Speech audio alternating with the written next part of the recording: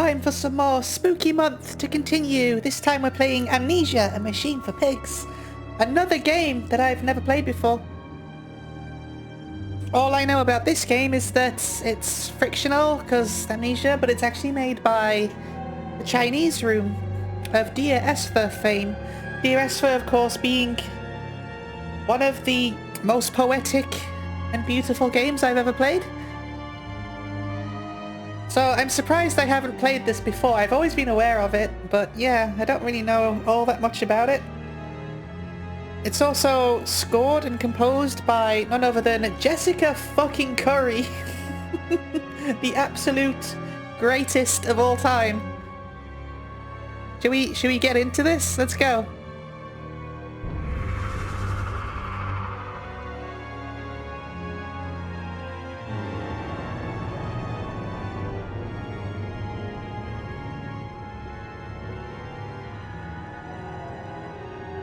This is gonna be the most intense loading screen I've ever seen.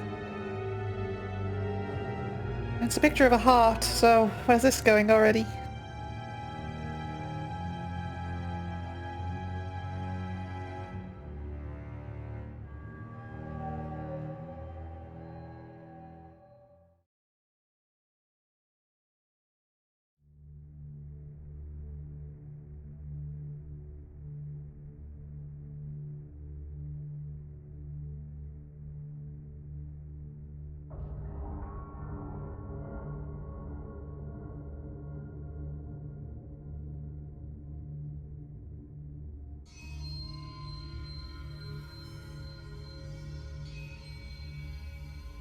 Daddy, Daddy, please don't kill me.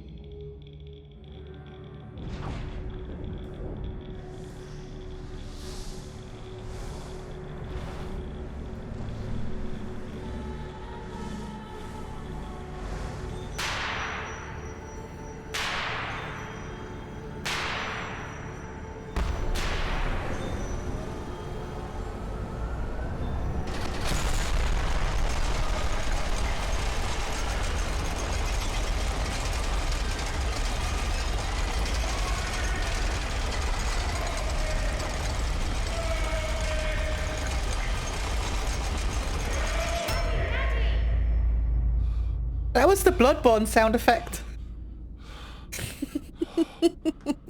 That sound effect's from Bloodborne. Which came first, this or Bloodborne? Which library did they get that from?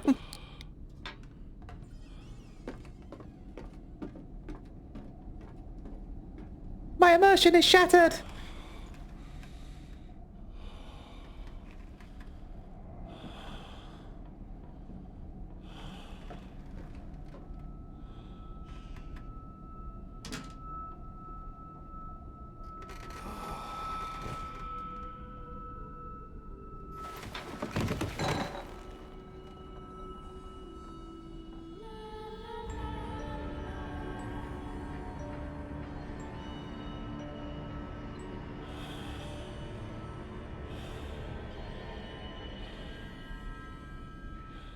Wakey, wakey!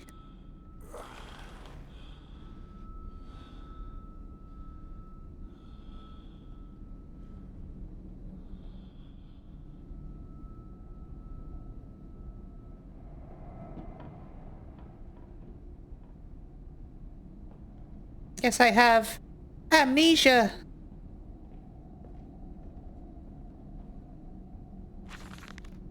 In my dreams I see a man, dressed in jaguar skins and feathered like a bloodied saint. What came from the heart lubricated us. It crushed evil under its tread and liberated us all. The fetid heat of the jungle mirrored somewhere behind my forehead. My temple pounds, my blood boils in my skull. It feels as if there's something alive there, a rat. A damn rat gnawing through my brains, eating its way out into the world. Even the laudanum will not quell its endless hunger. I hear my children playing in the attic, but it fills me with terror, not love. What desperate thoughts are these?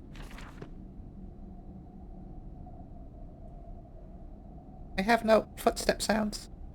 I do. It's all good, I do.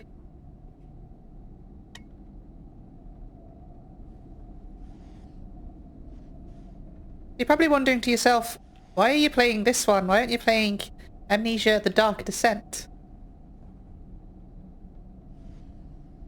It's a good question.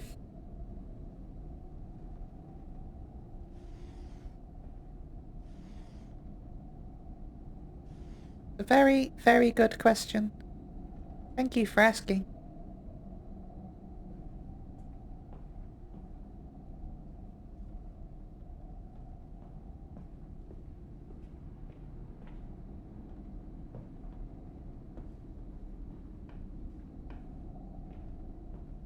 Right, where am I going and what am I doing and who am I? Why do I sleep in a cage? Is that normal? Do people sleep in cages?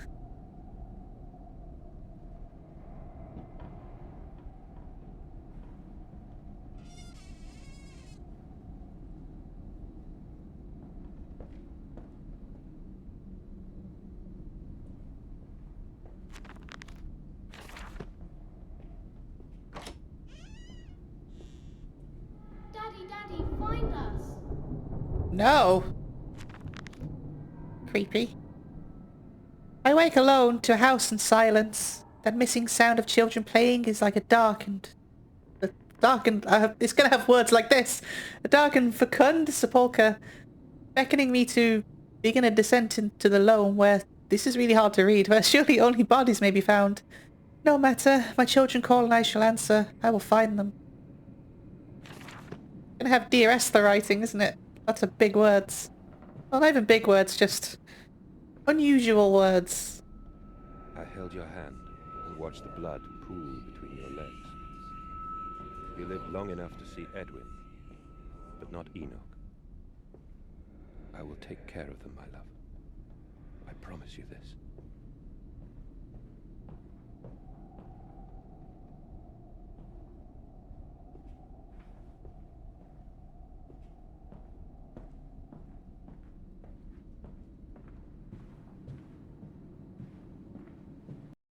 Gonna turn the graphics up a bit more. There we go. Oh, it's a bit washed out now, actually. But you'll be able to see it on the video. It's more important. Papa, this way!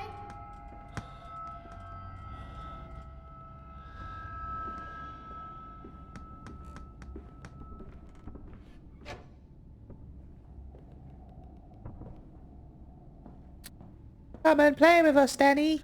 Forever and ever and ever. All kinds of no.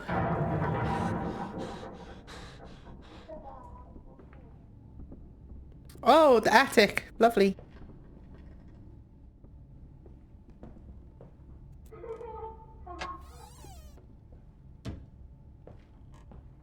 There's a bad man coming.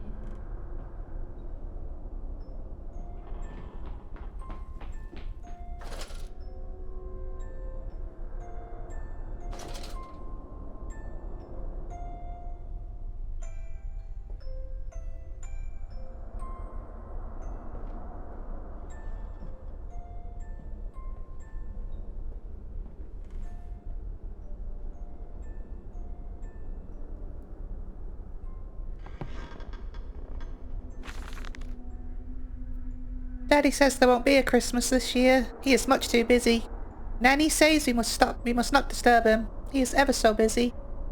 He has gone for work before she wakes us, and often we are asleep before he returns. Found a bird in the garden with a broken wing. We gave it to Nanny, who said it was a filthy thing and hit it with a rolling pin. Harsh. Later we crept downstairs to bury the body when everyone was asleep. There was a pig in the garden. We heard it snuffling about. Then Daddy came and said we had to come inside right away. He was furious. But we think he'd been crying again.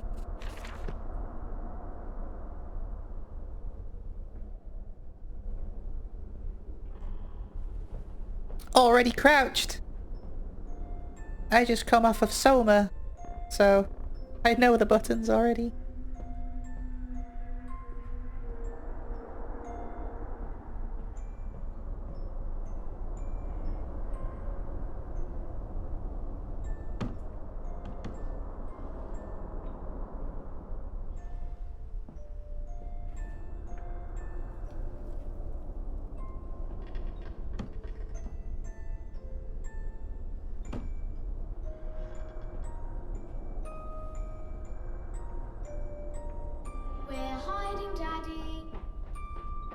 Get back here, you little shit.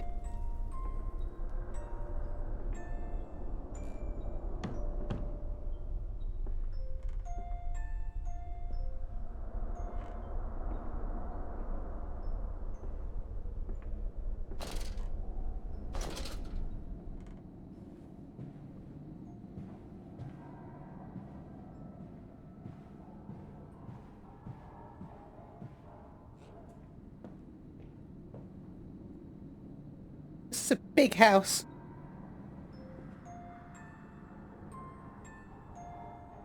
How come everyone in horror games are all Tories?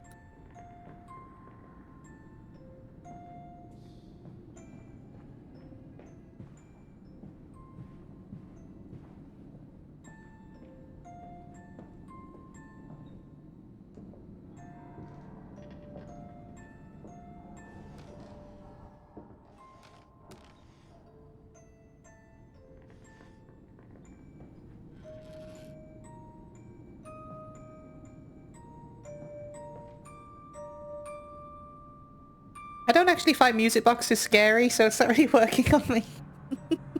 I find them more relaxing than anything.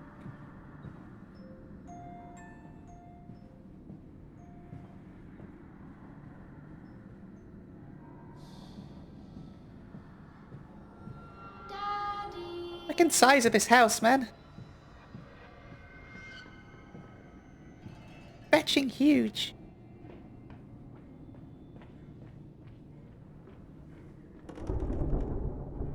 Not allowed in there.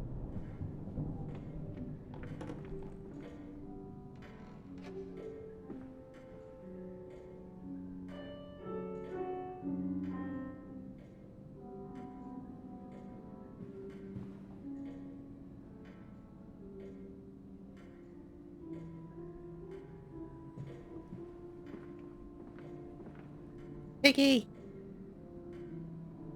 Doggo!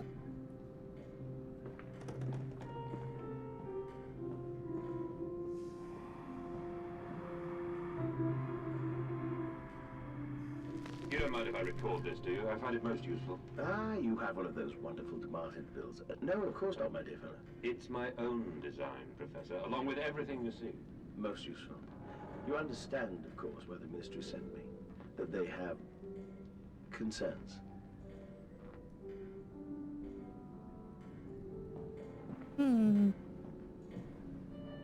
Temple. I'm sure that will have nothing to do with any amnesia law or anything. Not at all.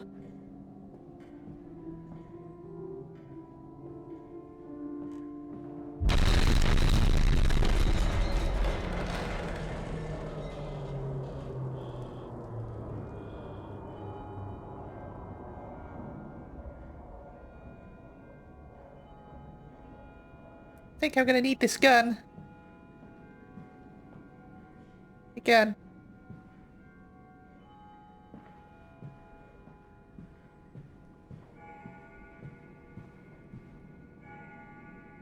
It's all your fault, Zeus!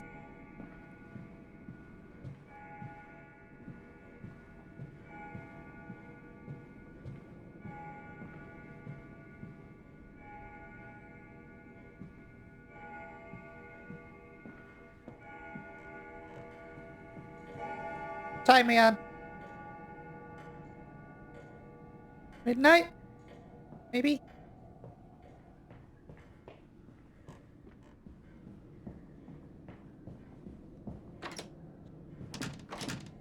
Open! I need to do a thing. Input. Maybe like that. Yeah, that's a bit better. There we go.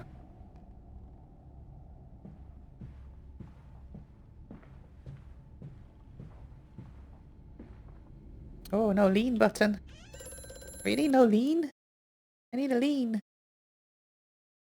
Can lean. Why aren't you letting me lean?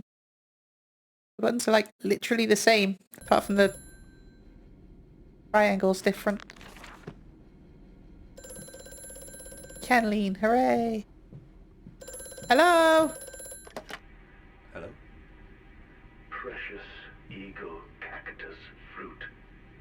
Help us.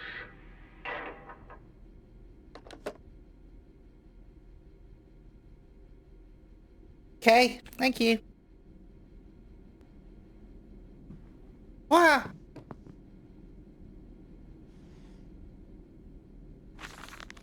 The bank is refusing credit. It's November 7th, 1898. The bank is refusing credit. The ignorant swine. I sit alone at night and weep, once the children and servants are safely asleep, when they cannot hear me. My darling, how I need you now. They say I have squandered my fortune. That my investment in these latest machines has ruined the family name. What, that I was to remain a local butcher?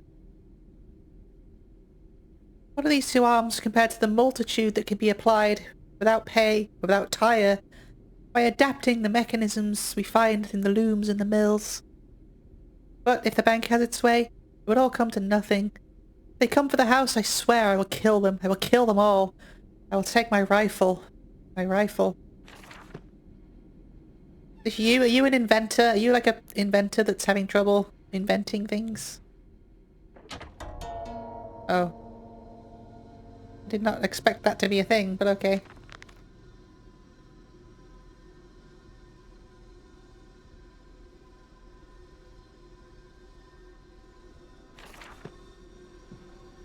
What did that do?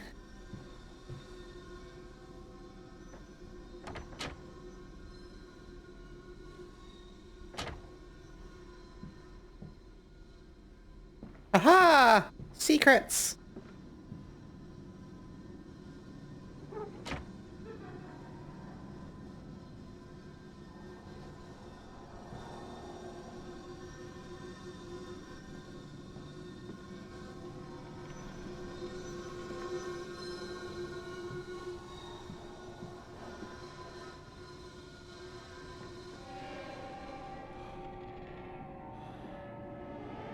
What on earth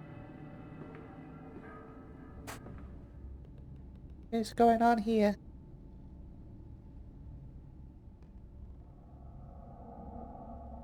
Creepy. This dawning epoch, this age of reason, an empire grown fat, ripe for the bleeding. Capitalism? Is that what this is about?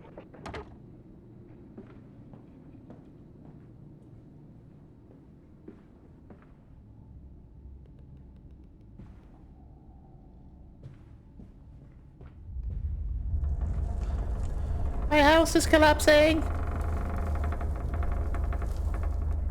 Don't collapse, I need my house.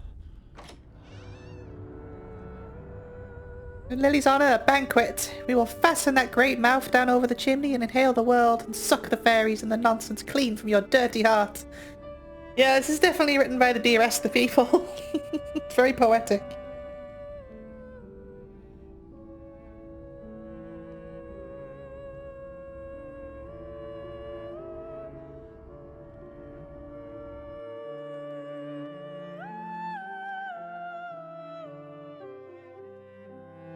You just can't argue with Jessica Curry's music.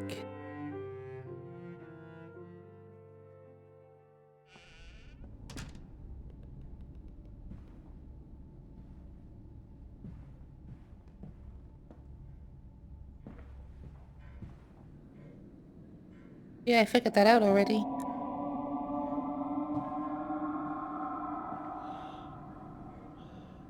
Don't go out, Walter.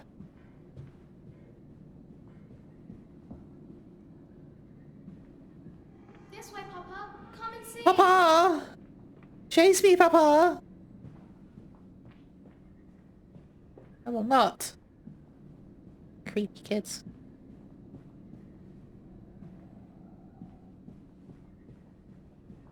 You know you're gonna die, right? If you chase these kids. You're gonna get done in by some spooky boy.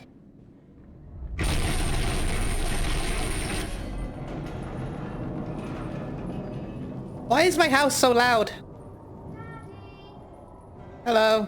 I saw you. 1 second. I'm gonna go this way then. I'm gonna explore.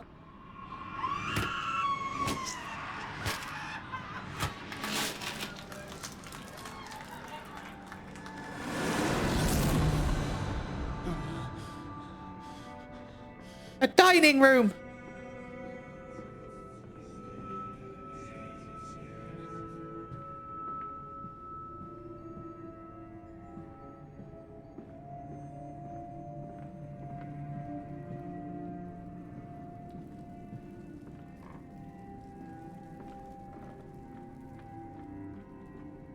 Guy's house is huge, what the hell? For a failing inventor. Like, how does a butcher afford this house? Insane. Like, he's got a hippo. I don't even have a hippo. Or a giant anteater.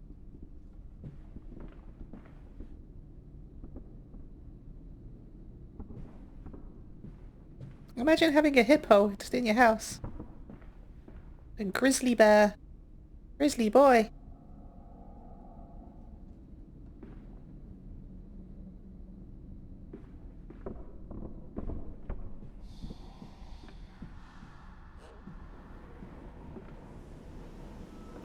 Outside?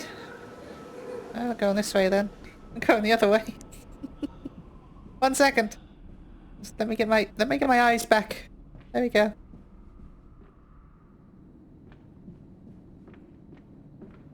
Gotta make sure I'm being thorough. I don't want to miss anything. Also leads outside. Oh, hello. Mandus, do you know me?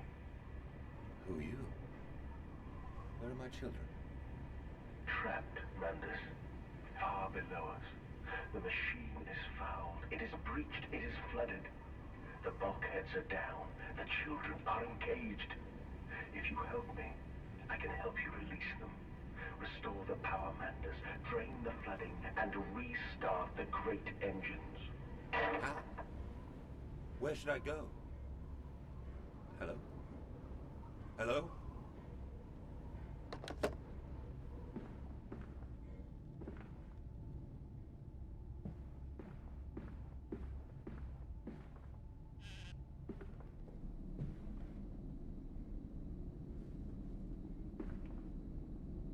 Ah!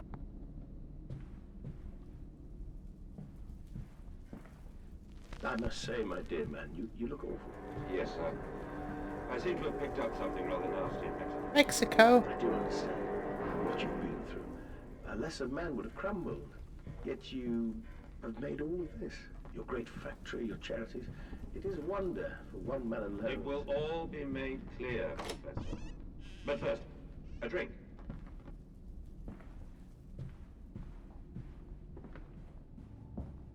Wait, what? A machine?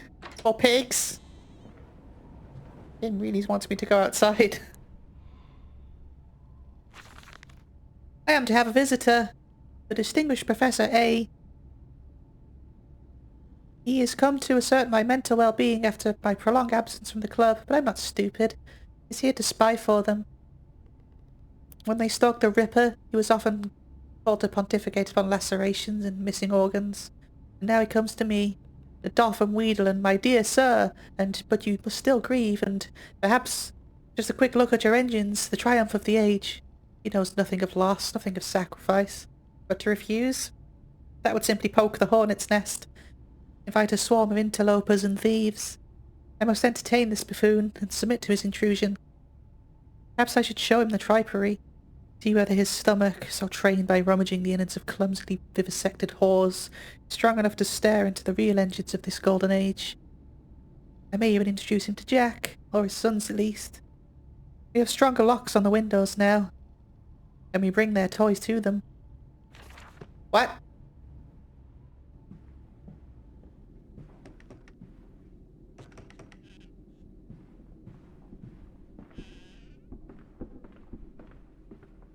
Not a trustworthy photo. See? Photo painting.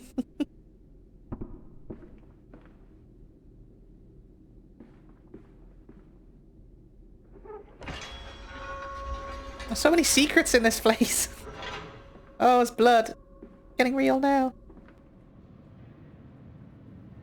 Why are there so many...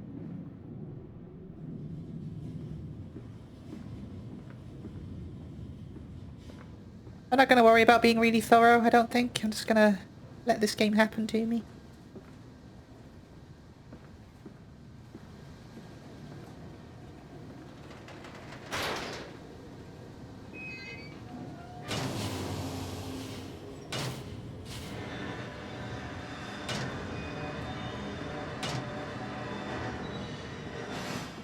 What was all that in aid of?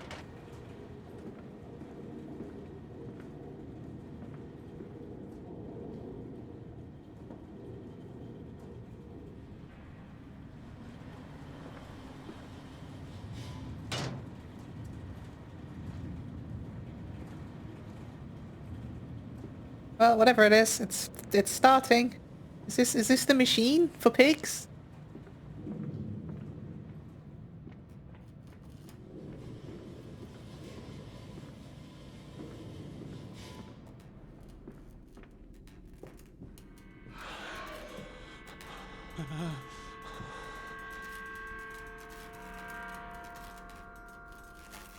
What in the shit? Hands are bleeding, raw. I scrub and scrub, but the smell will not lift. How can I hold my children with these hands now? How can I kiss them goodnight with lips that have issued such instruction? You'll find a way, I'm sure. No, I want it. Read it. Read it.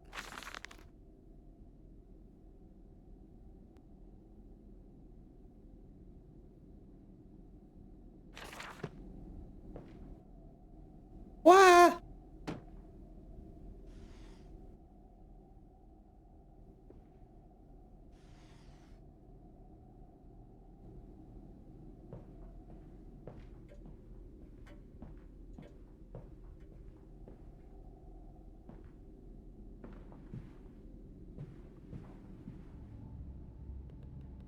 Dark, spooky shadow.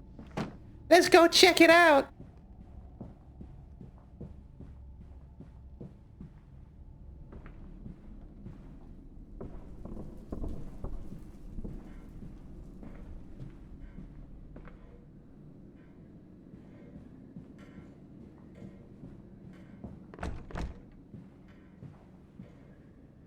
Looks a lot like the Spencer Mansion, doesn't it?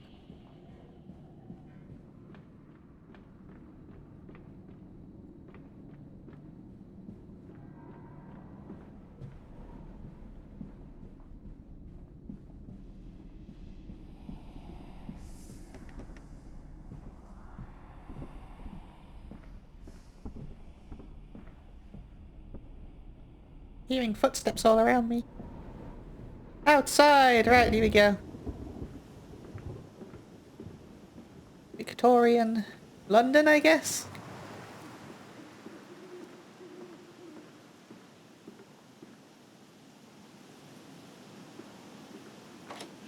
On their accents, I'm gonna say Victorian London.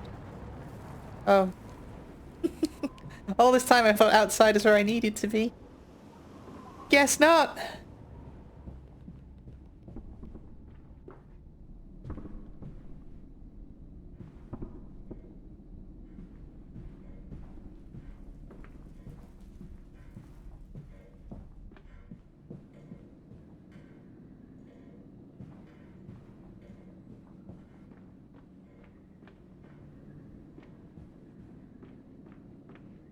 Not entirely sure what that valve did.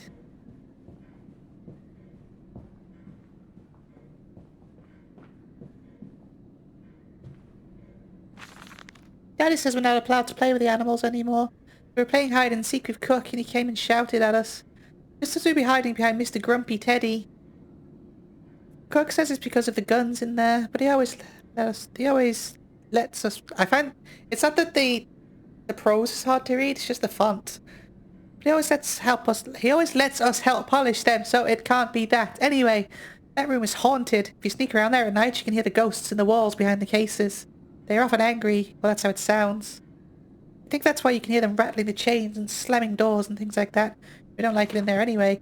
Behind the things, you say?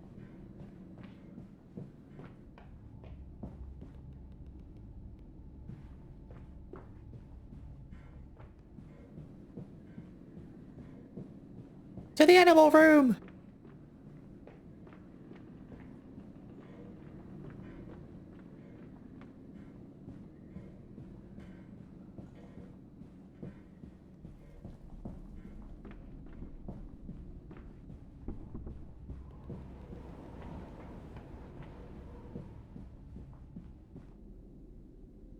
What a good boy. This is not the animal room.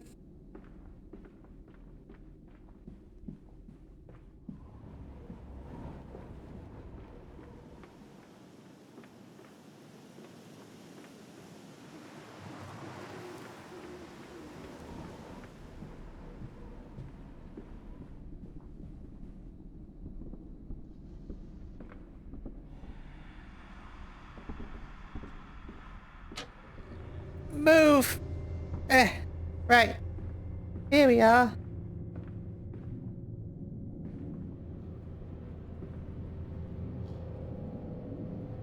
This is concerning.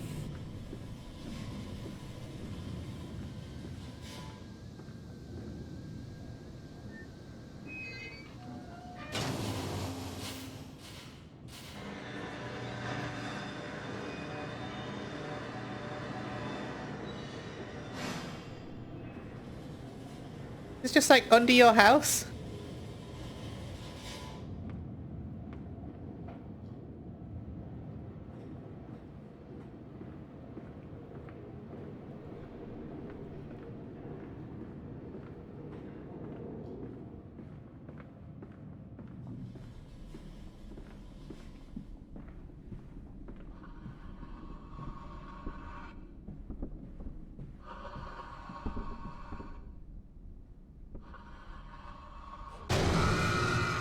Jesus! Can you not? Made me jump. Well, whatever it is, it's in the walls.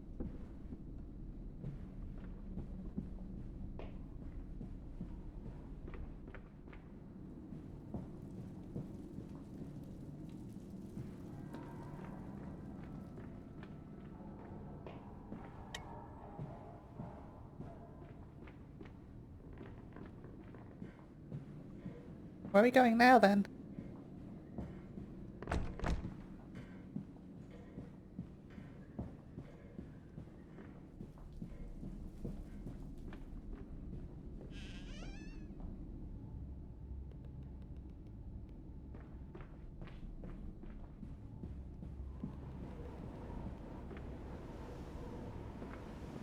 Why is there so much blood everywhere, too?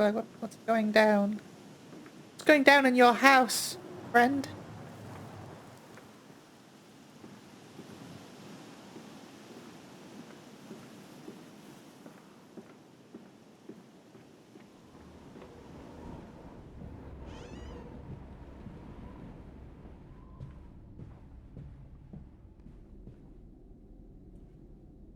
Blood everywhere, actually.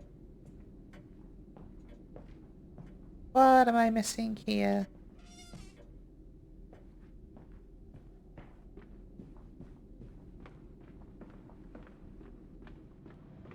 I should have both of the valves, right? Yeah. I guess he's putting something into there and then... Probably people? Can't do anything with that.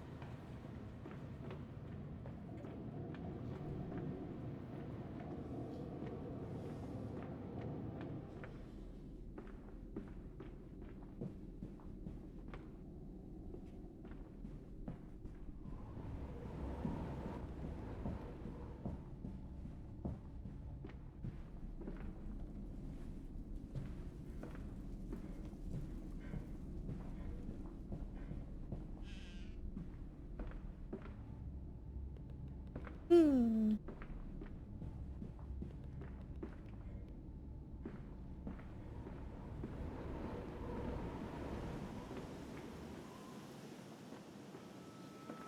I am off to market. I will cry all the way home. I will have none. I will have none at all. I found the way.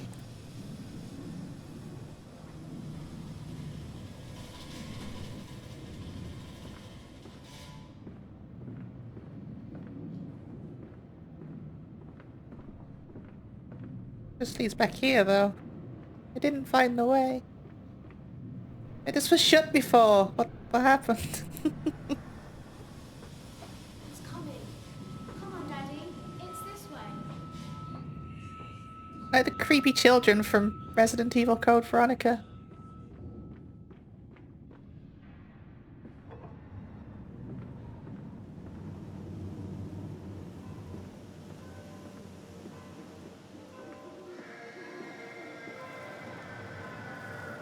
Meh.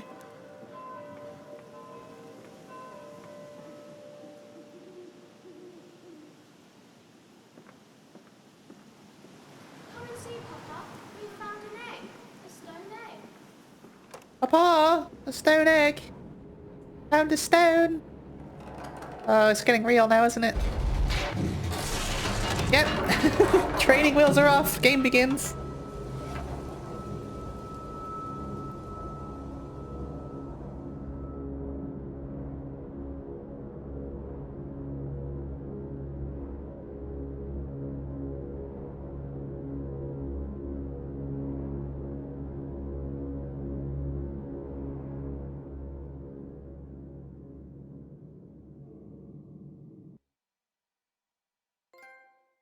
The teeth!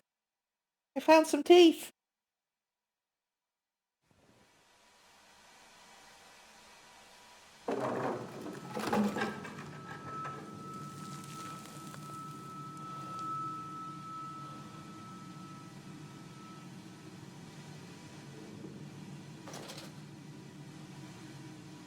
Is that level 1 complete? Come on, slow coach. It's this way. I'm coming. Chill out.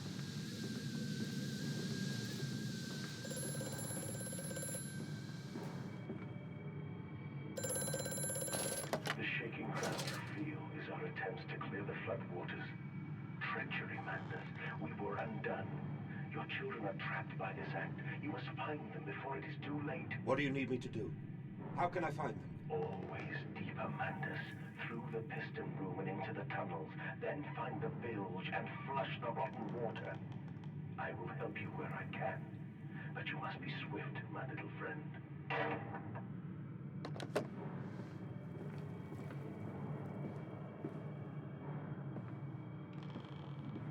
I'm waiting for the penny to drop of what's actually going on. It hasn't yet, but I guess it's still early days.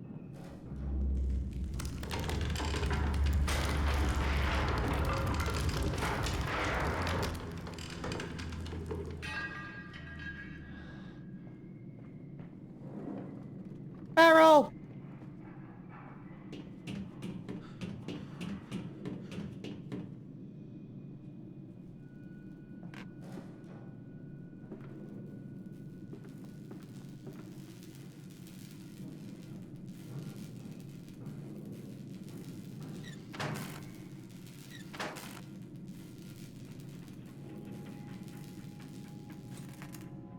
Needs a new fuse.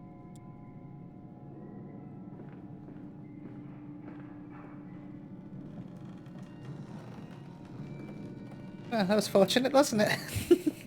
Right in the next room.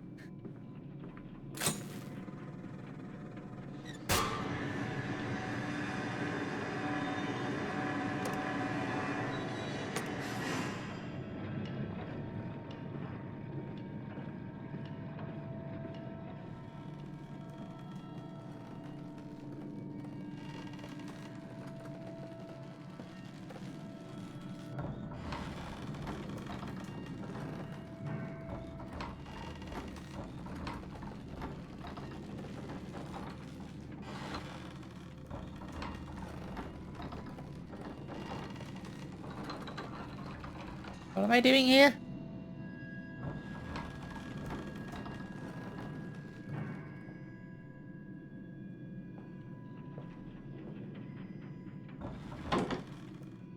Oh, whatever I did. I've stopped. Whatever I did it all.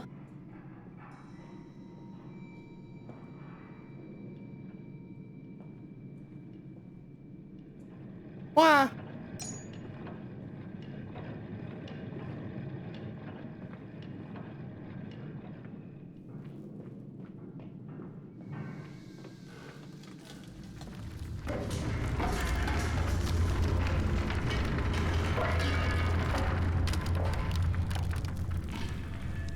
So creaky.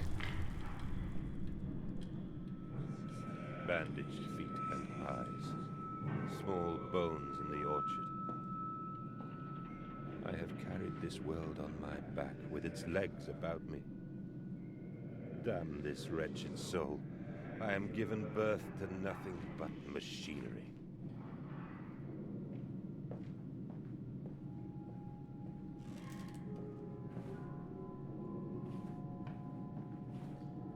What? What?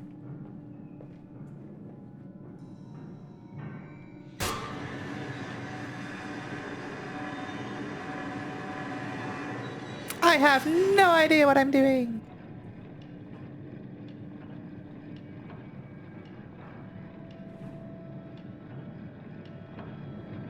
What did that even switch on?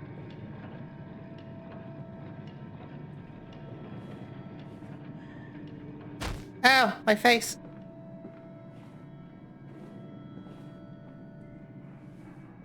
Uh-oh.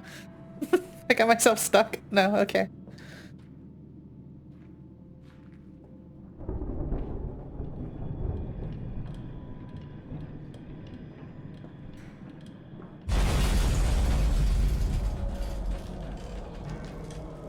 Everything's so loud.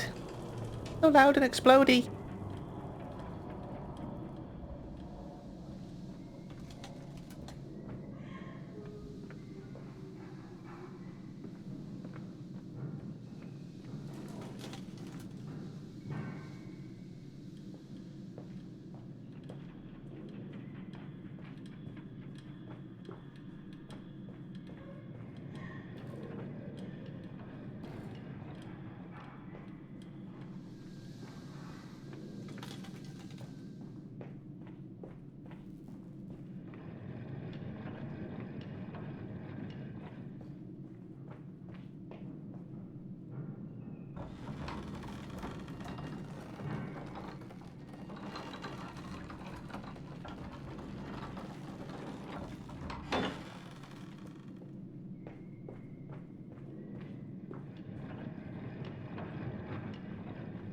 This was locked, right? This one?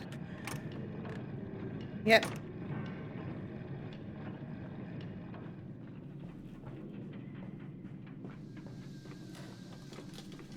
What on earth am I supposed to be doing down here? Can I go under here now? No.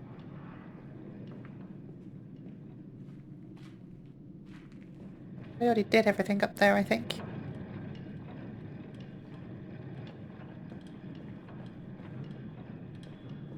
There's the door up there, but... not open.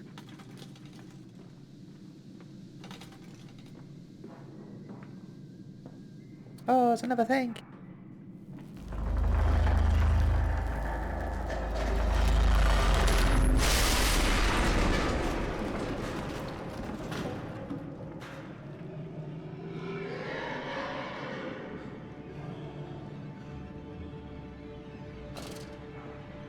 Are you a spooky ghost?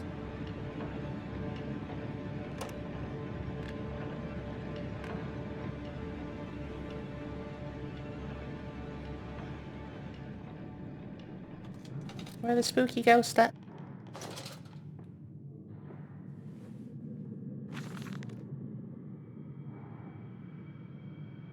Von Rickenbach writes of the Odic force, whilst that ignorant charlatan Blavatsky pontificated upon the soul.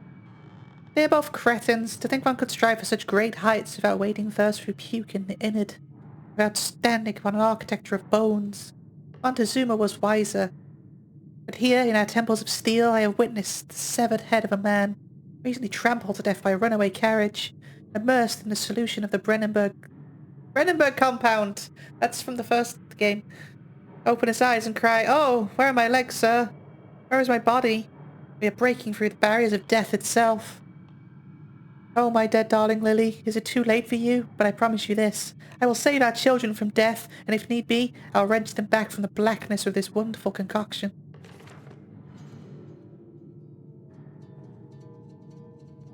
So you kind of went mad because your wife died? I assume. I'm sure this is probably safe.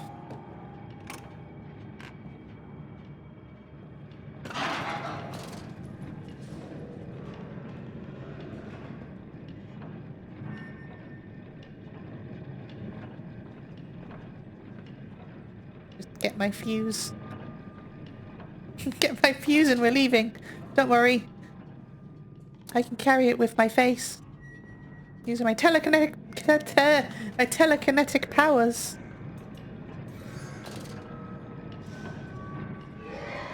Oh, hello, I saw you. You make the lights flash. Where else have I seen that before?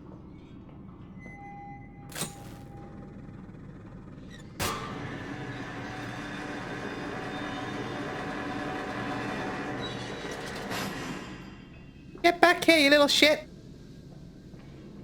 Follow us, Papa. We know the way.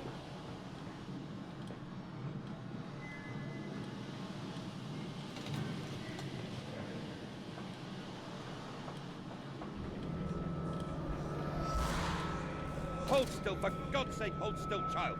Don't let it get into your eyes. I'm gonna rinse it out now. There. It will be fine. You just need to lie down. Enoch, look to your brother. How many times have I told you not to play in the cellar?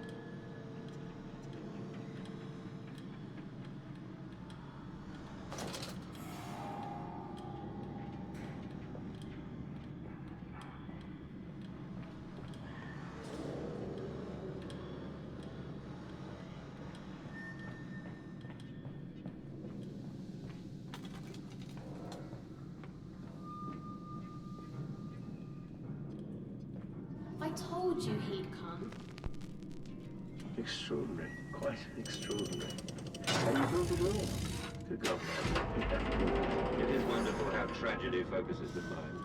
What else was I to do? Fall into grief, pine, and fade in my hopelessness? Why not then simply die in that jungle amongst those dead temples? Guessing we built this machine, whatever it is. Whatever manner of pig that it's for. We're all pigs. Capitalist system. Probably.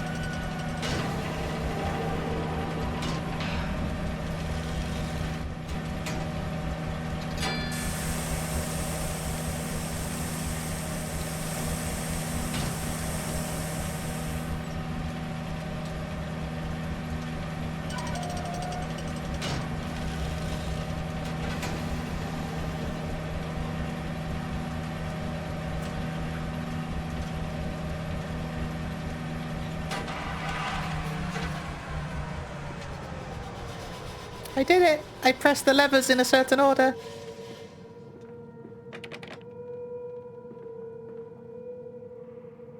Well, she seems happy enough anyway.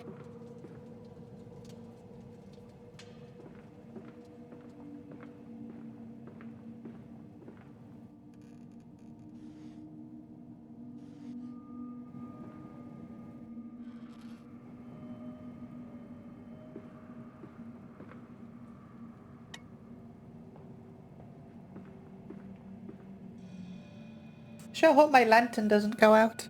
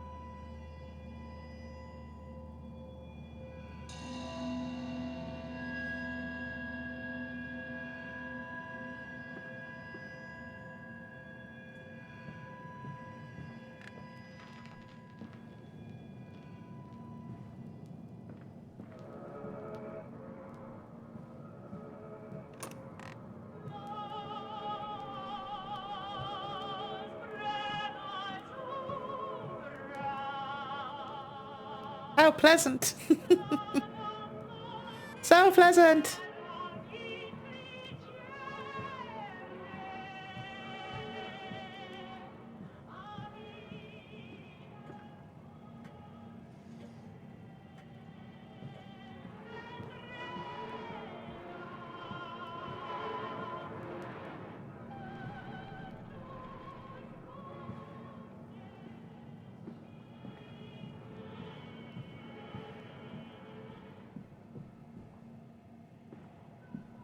So it doesn't let you go back the way you came, so I guess it is like kind of locked off level-wise. It's probably good, because I'm not very bright, so...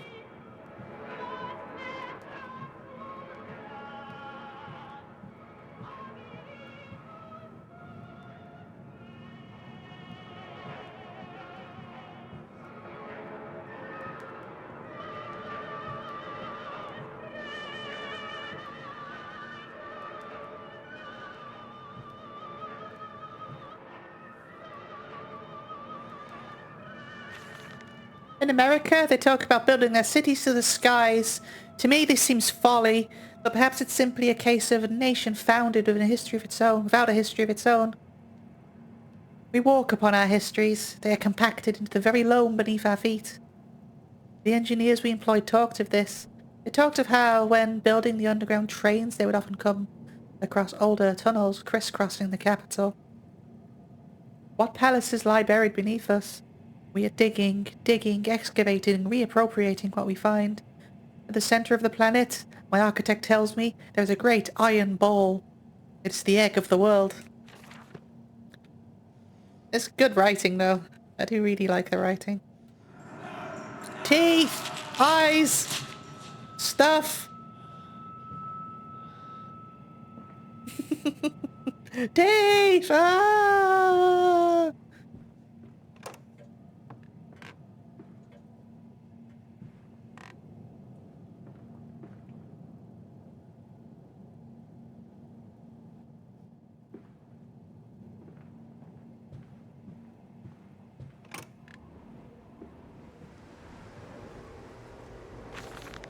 We integrate the very latest knowledge of chemistry, using low levels of laudanum derivative and feed to subdue the product, even before the initiation of the process.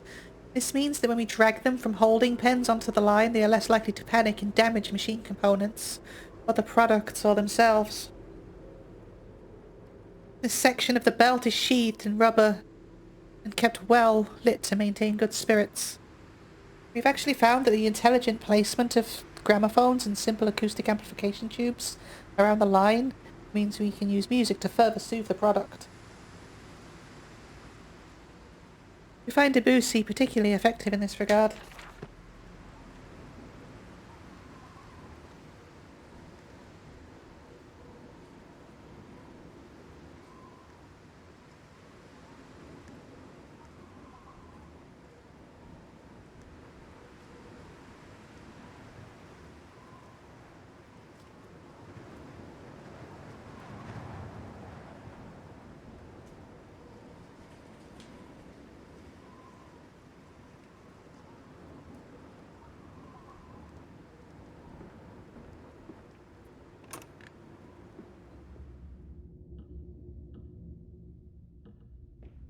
Fueling pumps, volatile chemicals are in use. These materials are highly corrosive.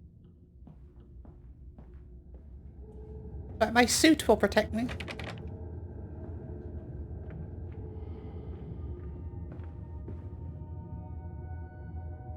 Oh, it's the pigs for the machine.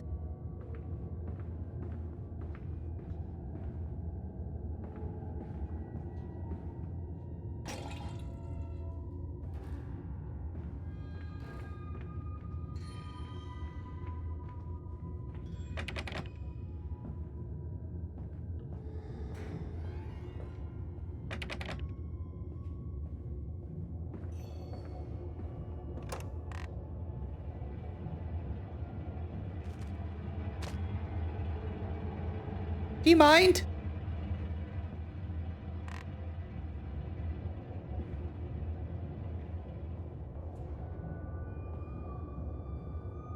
Oh, I see, they were pig teeth in glasses. Of course. I'm not a murderer. Imagine, they say, a machine that one day might think like a man. As if this is to be desired.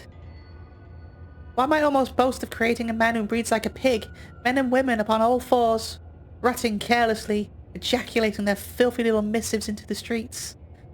Alleys and gutters running freely with the careless spill of their conjoinings.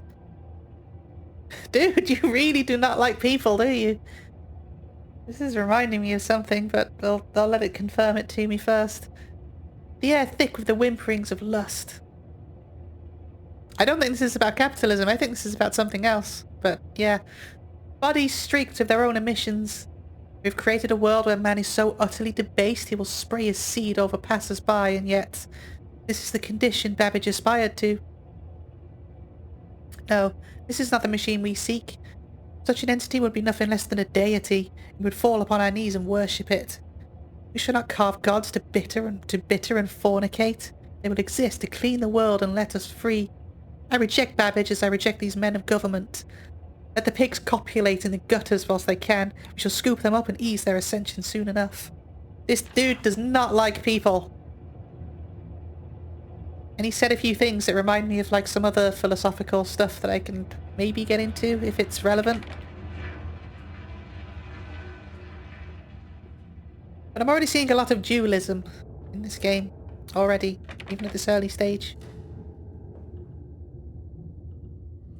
It's like this whole thing, right? Like, humans like to think that we're rational, but we're not. We're incredibly irrational.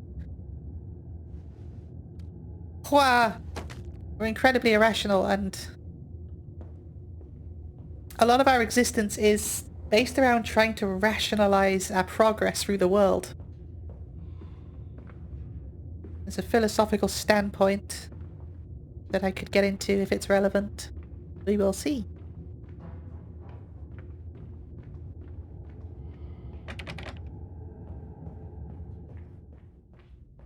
I feel like I need something, like some kind of container to...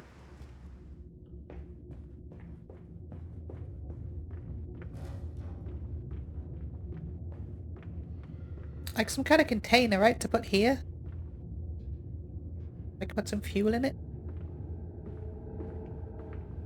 I don't know what I need the fuel for, but...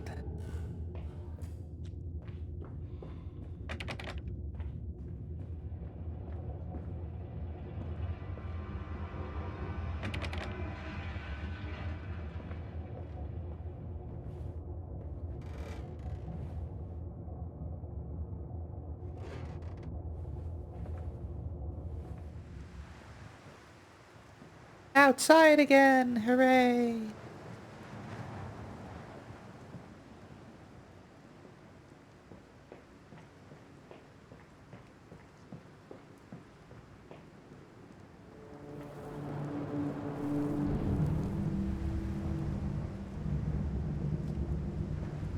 Bellyard. Behold, a pale blood sky!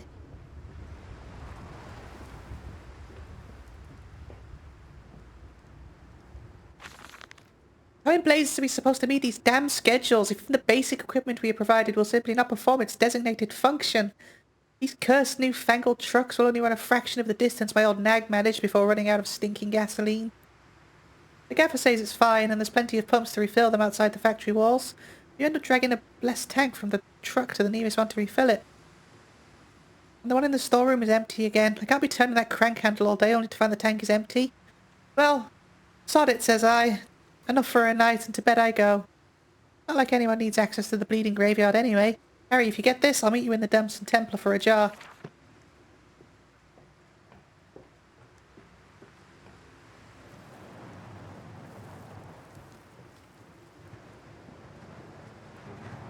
Come on, Papa.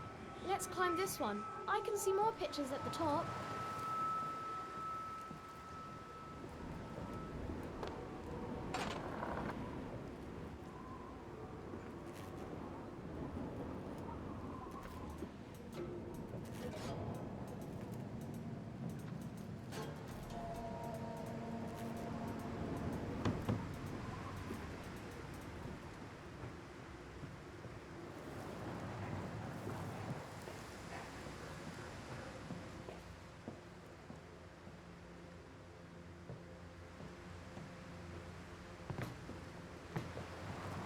Let's put fuel in first, I guess.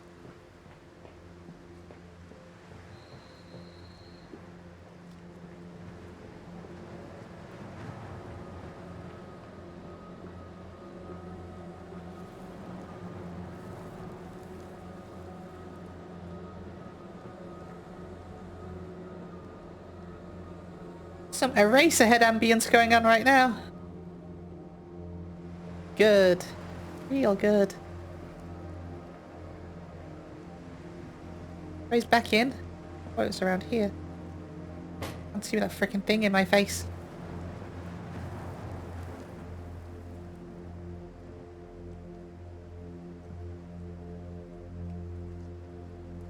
Mandus's factory must close.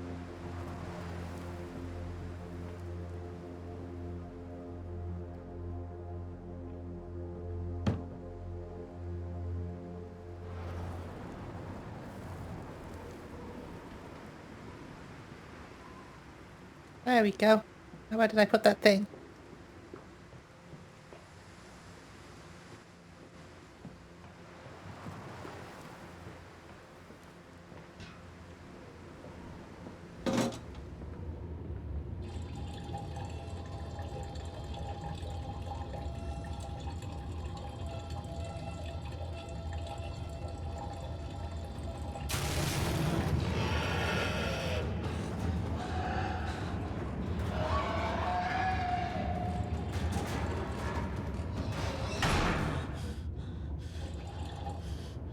You done?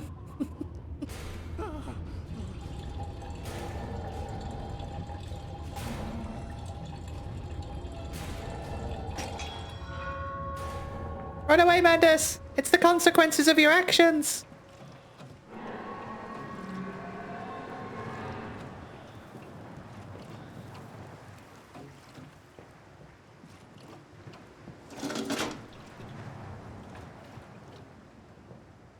Now what?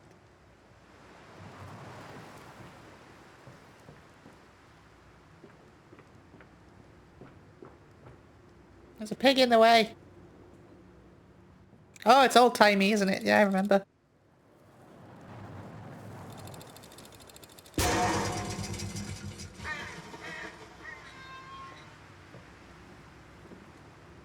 This way, Papa. Come and see.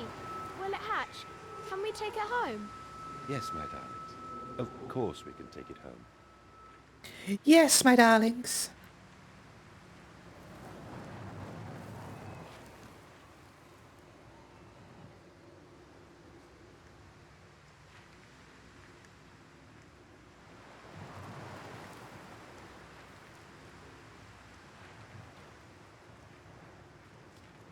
Papa!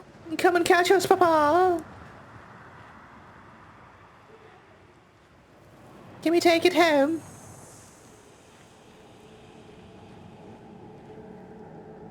Eee.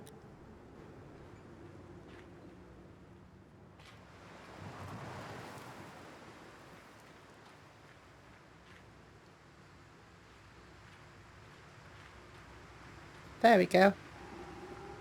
What I like about the lantern. Lantern doesn't really make that much of a difference, but it's my comfort lantern. I need it.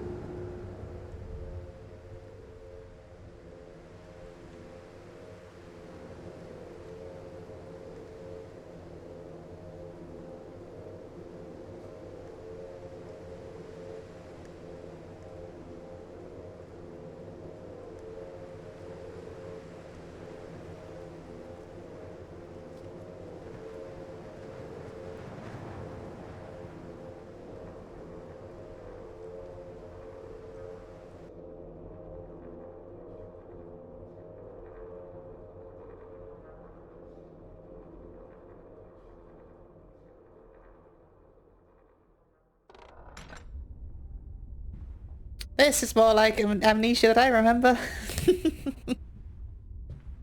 Hooray! Really, really drawing this monster out too.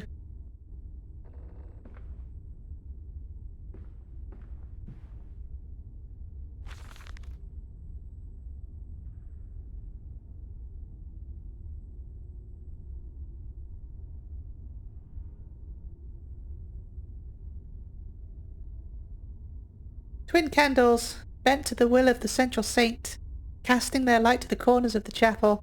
Father Jeremiah thought could be trusted with the secret. But he is like all of the others, so the old priest has gone to the holding pens of his flock. He says he will enter the world with them, a shepherd indeed.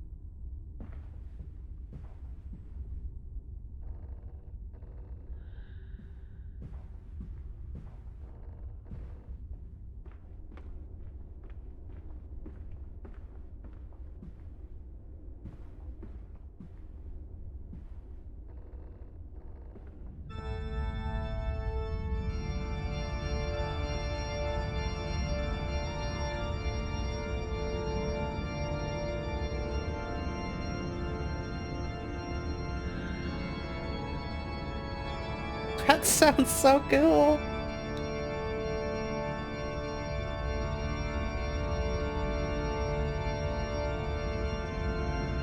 Jessica Curry, you're beautiful!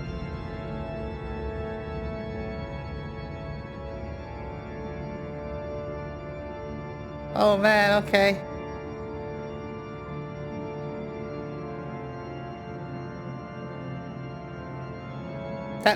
That seems like a very significant image.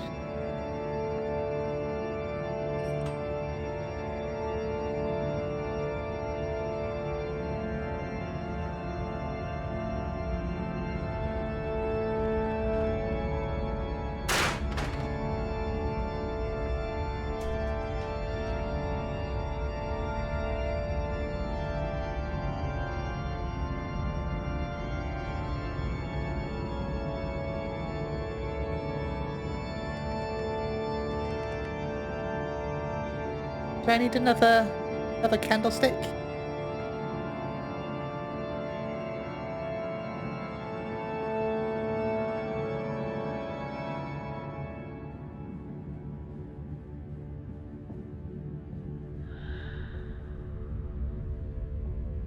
Like so far this game has so many little flashes of brilliance behind it.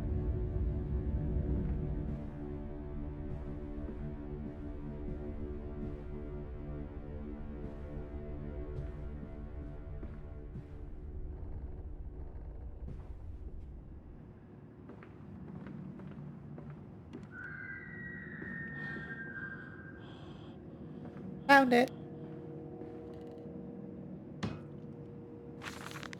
They flock to us now, where once I had to walk amongst them, to bring salvation into their lives, now drawn by the warmth in winter, by the food that Mandus distributes. My church is full, and my charges are saved. He walks amongst them, and they almost worship him. He will not allow them to work within his factories, claiming that his workforce is specially trained for the new machinery he uses. That it would be irresponsible, nay, unethical to risk such precious lives as he sees here. Is he feeding them dead people? Because he's a changed man since Mexico. It is to be praised that in the face of such appalling tragedy, and from the confines of the sickbed, as he is often chained to, he conducts one of the greatest and most benevolent charities in all of London. Not content with the rise to become the dominant food produce business in the land, distributes his goodwill, his fares to the poor, and they congregate about his kingdom in gratitude. I mean, I don't think that's really what's going on. I know that's your interpretation of what's going on, but...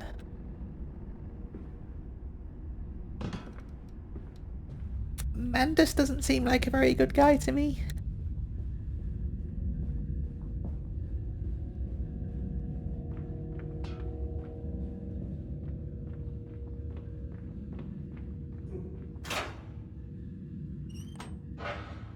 I feel like it's already kind of clicked for me a bit that, you know, this guy that we're playing is a murderer. Most likely. Maybe not though, I mean... Maybe not.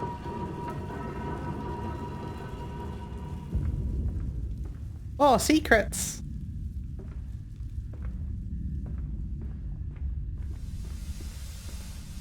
How big is this machine? I feel like we're not under my house anymore, right?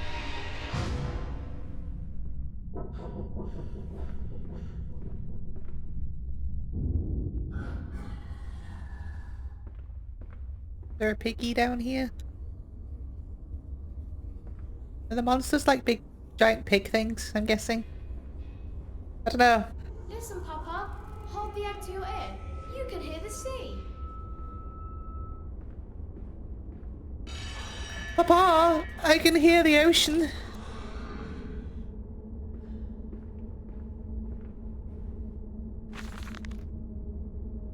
What exhaustion is this? What rotten fruit? What bestitching of parts? I doubt I will ever be found, yet I leave you this, scrawled in the melodious half-light. Whilst my tormentor shuffles below, my fellow prisoners keen and squeal in the gloam, and where I wait for the knocking upon my cage that signifies it. Finally, my turn to make that dark journey into the interior. You're holding people prisoner, and you're putting them into the machine? Silence! Do not startle or upset the acquisitions. An interesting word.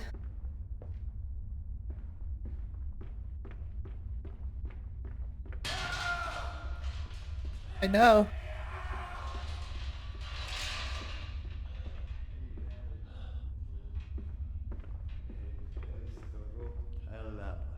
Me Esther olste antarak, for era the oro cantirak, forosto.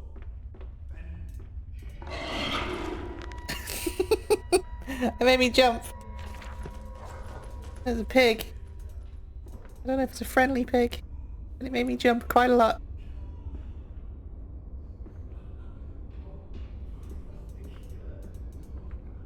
Are you a friendly pig?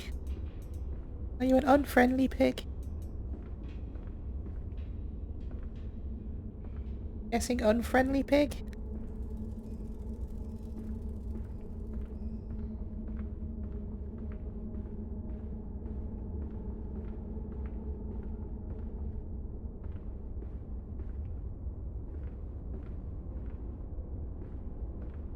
I must say, the balls on these developers to not leave it this long into the game before starting to make you feel a bit unsafe, shall we say? I can't see shit down here. You are not a friendly pig!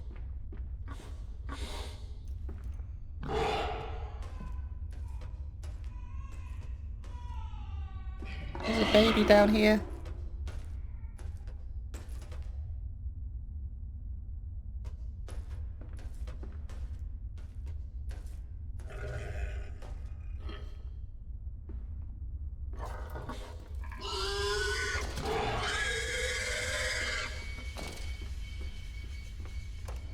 Oh my god! I do not like those monsters.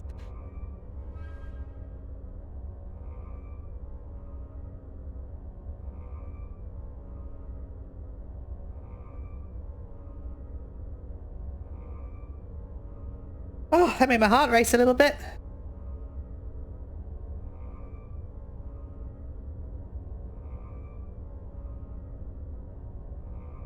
Is the machine turning people into that?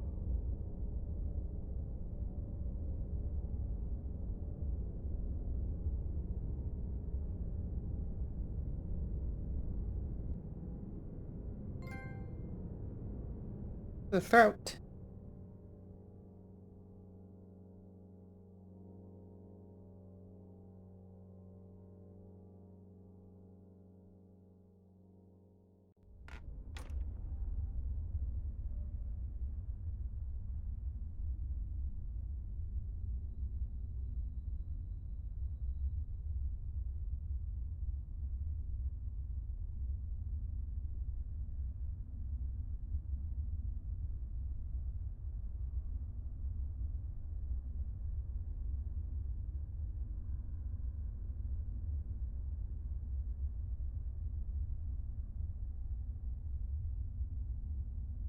Alright, onwards. Onwards we go.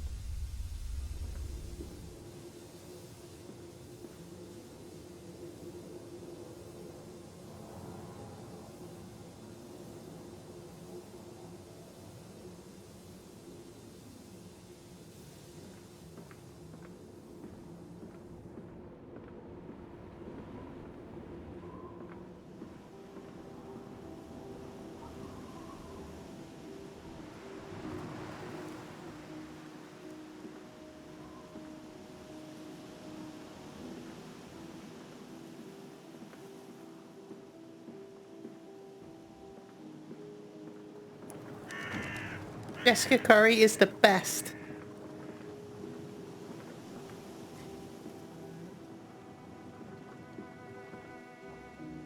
Music's incredible.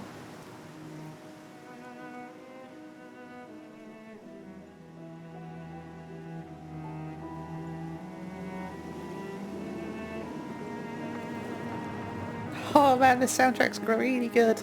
Water in his shoes.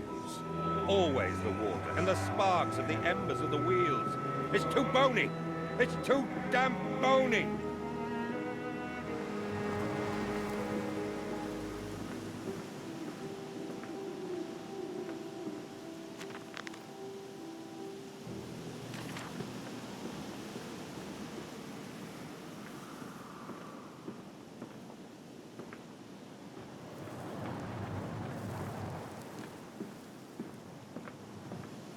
Mandus Co. Meat Processing Factory. Oh dear.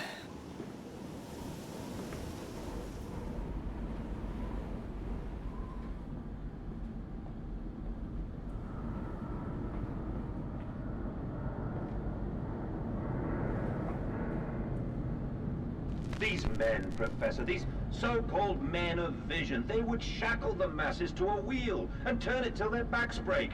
All for that opiate, the lure of profit. These fools who lackey them, these priests, these officials, this government, they make pigs of us all. But what solution, my dear man? How to break a cycle? You cannot simply remove the promise of a better world for these unfortunates. In the workhouses, in the orphanages, the belief in heaven is surely the only succor one can find. We do not need to wait. We can bring forth paradise now. We can speed the passion. With only a small sacrifice, we can hold the apocalypse. With just a small sacrifice, we can free our shackles and deliver them to paradise now. Okay.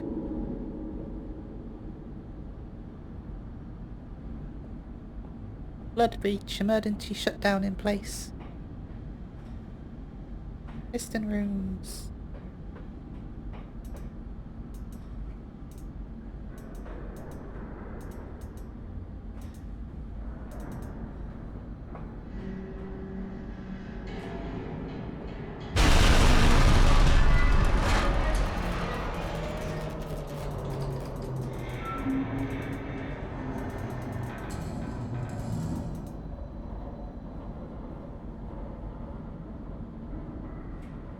I think we're getting an idea of what this game's philosophy is.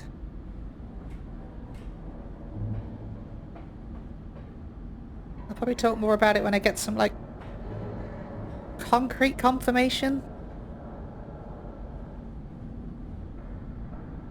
It's not trickle feeding it to you like, say, Soma did.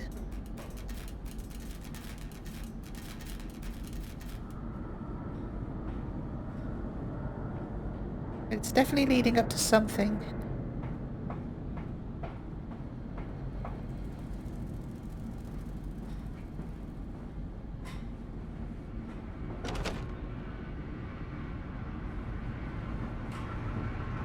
Definitely some anti-capitalist undertones too.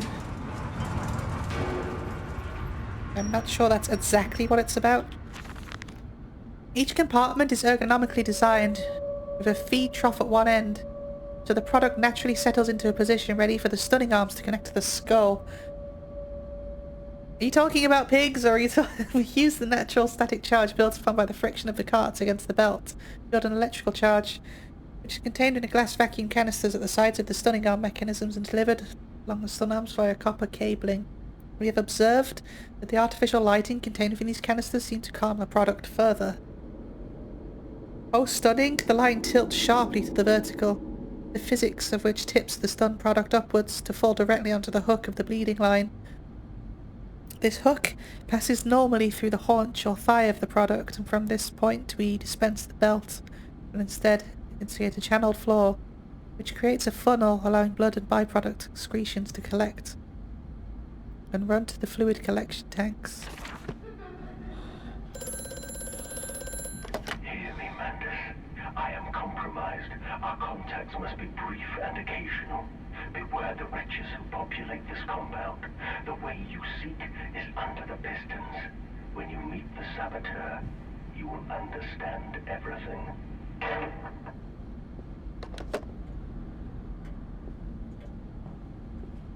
I'd like to understand everything. That would be great.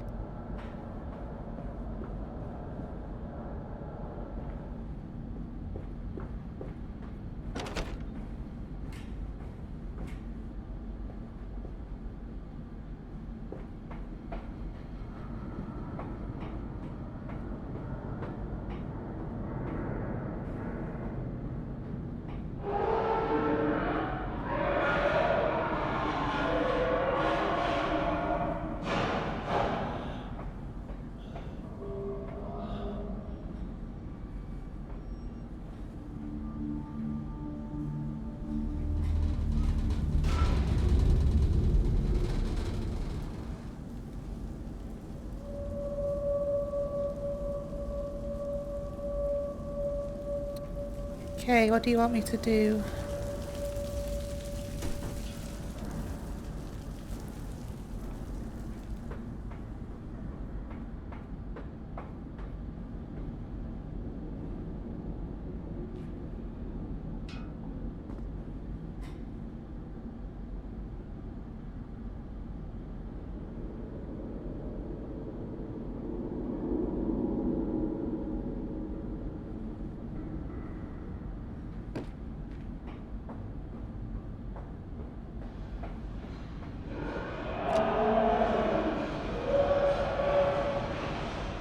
Other than being shouty.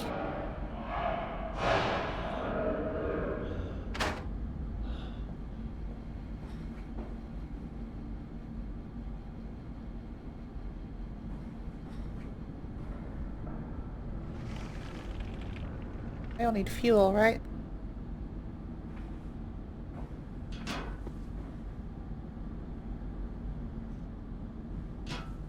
How much fuel?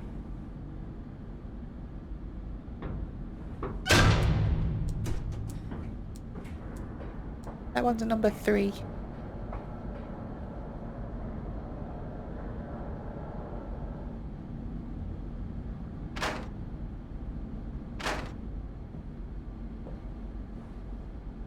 Oh, the furnace is fueled? I'm trying.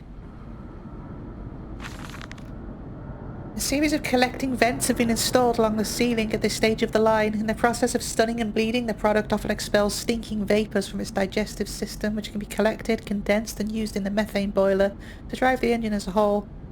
In this way, the more product is processed, the more power becomes available to the machine, and productivity is actually increased. A simple stroke of genius, but one that encapsulates the benefits of a self-regulatory automation.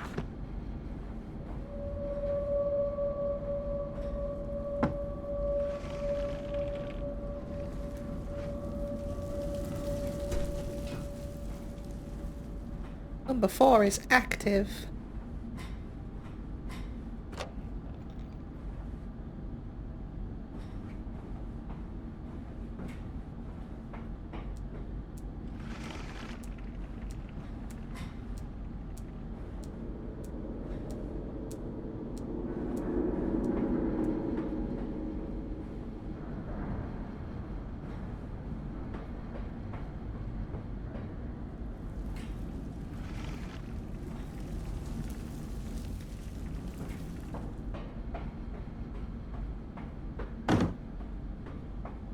Was it number 2?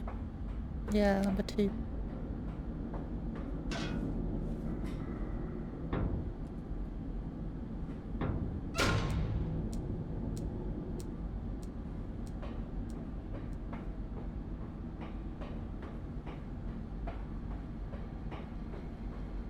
Is this one shut properly? Yep.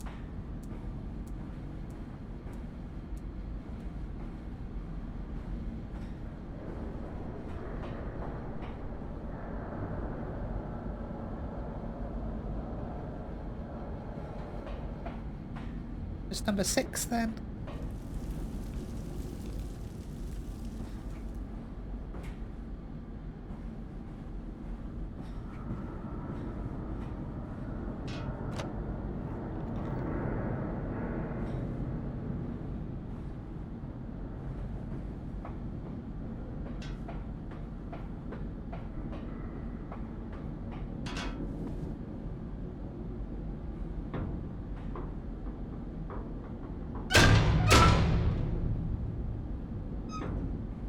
One more.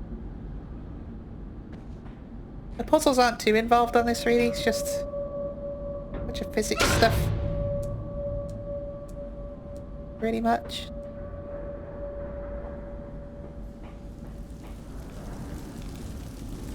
Not the greatest puzzles, but you know, it's an excuse to keep you in the atmosphere for longer, I think.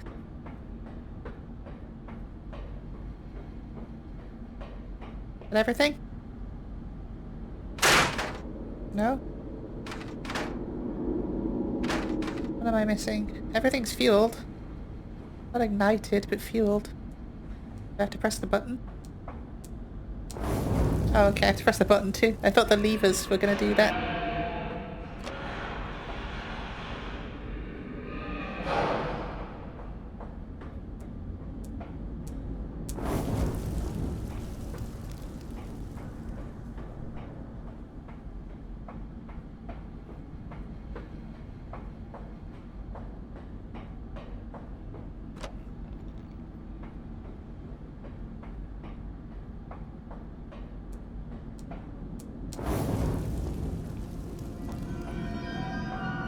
The soundtrack made it sound like I did something correct, so I'll take it.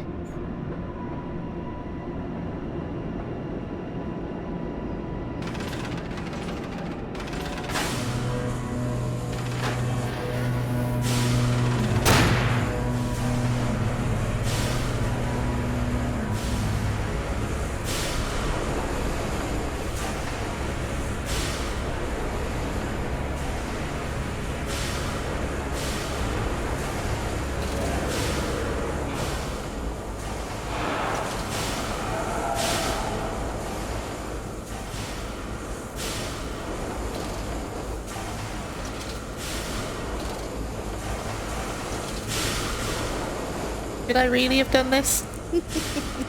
Should I really have switched this machine on?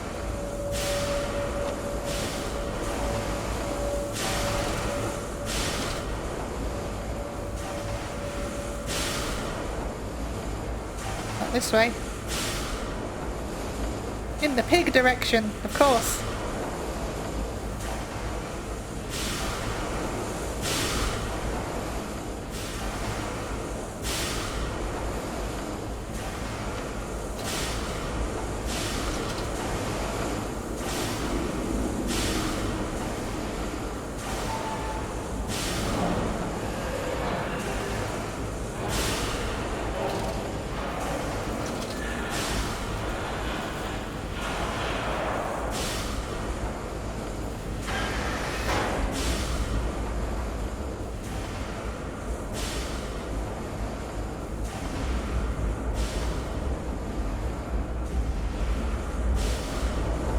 Problem is I can't hear the pigs or where it is,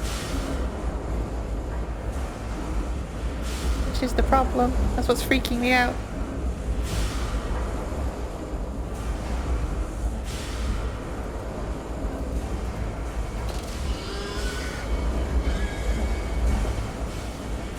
It's around. More to the point of it being around, where am I supposed to go? Where does this want me to go?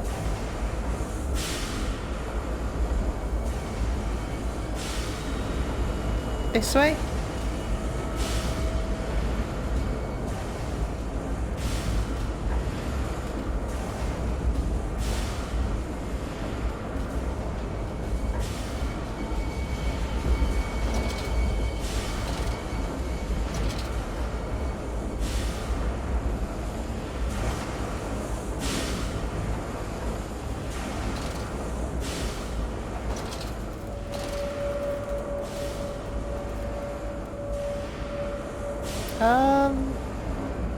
Oh, hello.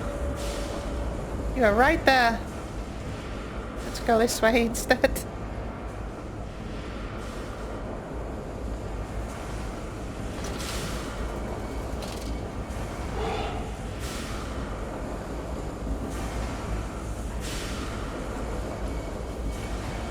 I do not know where he is.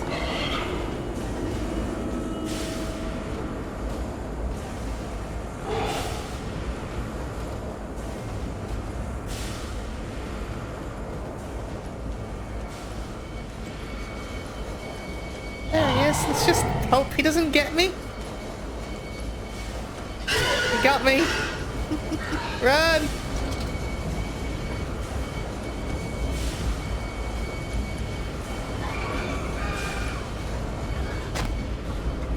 Keep running. Don't worry about your legs. You don't need legs. You'll be okay.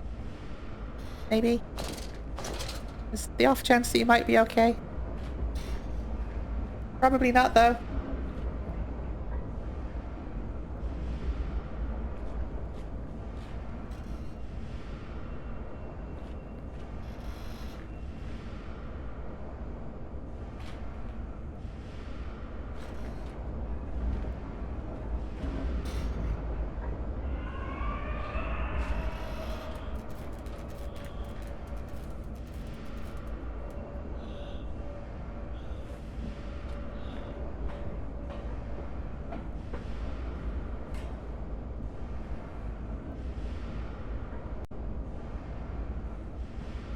Okay, now my legs have recovered.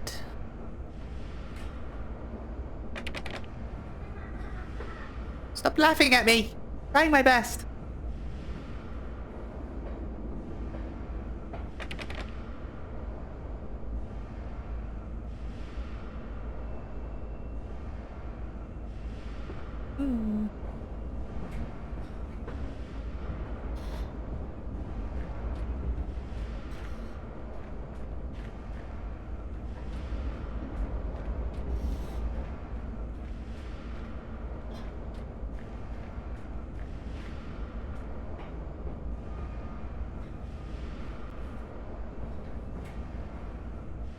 Compound X! No naked flames.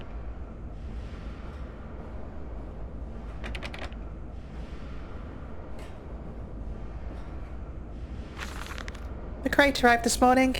I had it delivered directly to the workshop. The body is remarkably preserved, although there's a subtle yet nauseating stench of damp and rot. It is humanoid in shape, but has suffered severe skeletal deformity. Remnants of leather straps encase the torso, which is deformed, with evidence of substantial muscle mass and displacement. It is difficult to ascertain whether this unfortunate is the recipient of some barbarous surgery, or was born deformed, and an attempt to force his gnarled body into some semblance of humanity was made. What he is, I cannot tell, but I smell the orb upon him. Oh, it's Amnesia lore. I smell the orb upon him. And I suspect my great-uncle's presence in his curious condition. So it can be done. We can reshape the body into a tool, accelerate the process of Mr. Darwin's evolution. But here, my great-uncle and I part company. He chose men as the subjects of his experiments, but men are difficult to control and rotten with sentimentality. No, we require a new creature for our chattels. Loyal, clever, strong, easily sated.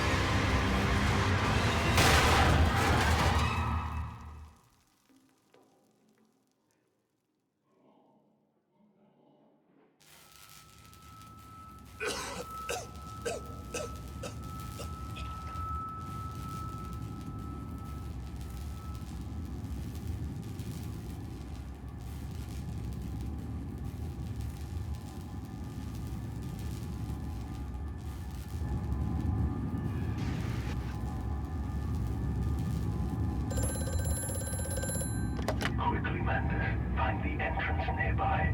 The children weep in the darkness, and the floodwaters continue to rise. Okay. Not sure I trust you, creepy disembodied voice, but okay. In order to facilitate the assimilation of tissue groups, July 15th, 1899, we're getting there. In order to facilitate assimilations of tissue groups, a compound is required. Or the cells will not bond. Disposal of non-bonded subjects must be immediate, and using incineration, or we risk continuous animation without form. That is unpleasant. A simple compound, 1 part Brennenberg infusion vitae to 1 part orgone monad dispersal fluid is sufficient. This can then be administered intravenously to subjects following reassembly to maintain bonding. The compound is unstable and highly light reactive. Once in the body, Schumann lamp can be used to activate the compound, but outside the body it's highly corrosive. It can even destroy small quantities of metal. Bit more pointing back to the first game there. Small quantities of metal, you say? Oh, poor Froggo.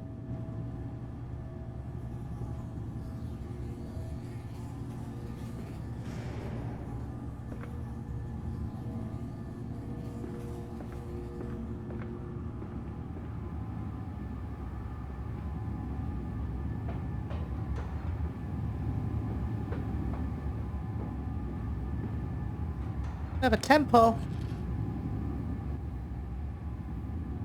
Yeah, I'm kind of thinking that the pigs are definitely allegorical of like just people, how he sees people. Or more how... maybe not even people, more how... I don't want to say capitalism because it just seems a bit too on the nose, but more just how like people have become.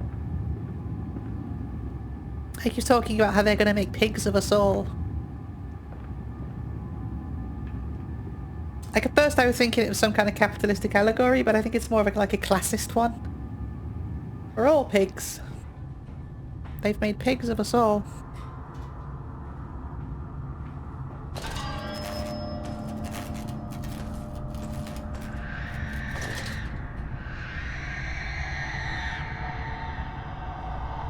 There's a specific philosophy that I do kind of want to talk about, but I don't know if it's going to be relevant or not.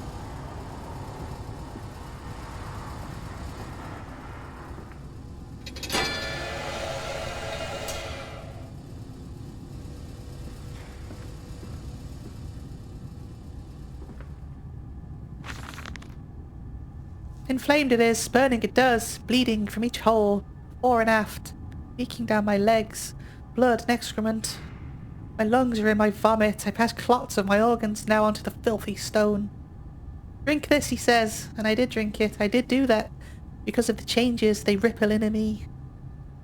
My teeth sneeze out and scatter like mice in the dark, I cannot find them all, gathered what I can. Push them back into my grey gums.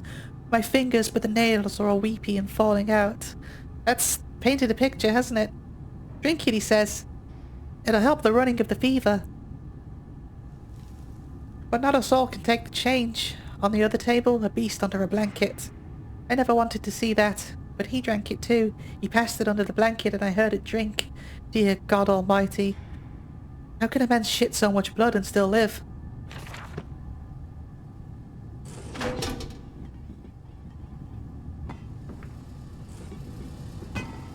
Is what we're drinking? Come on. Let's get out of this room.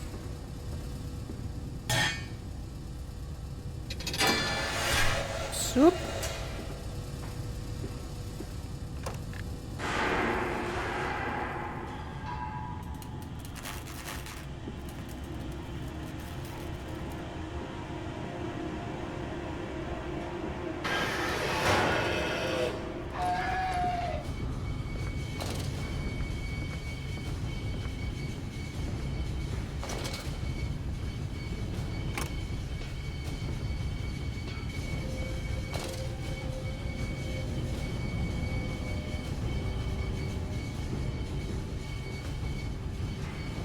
I was going to say don't look back, just keep moving forward, but there is no forward to move.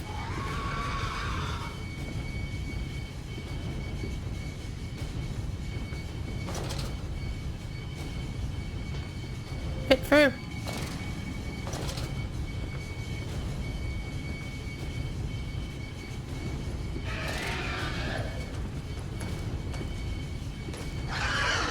He's there. He missed me. The tray's out.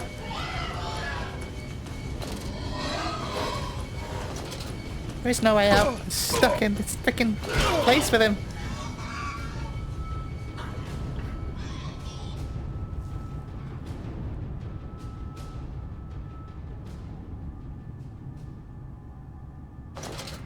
Couldn't get through the door.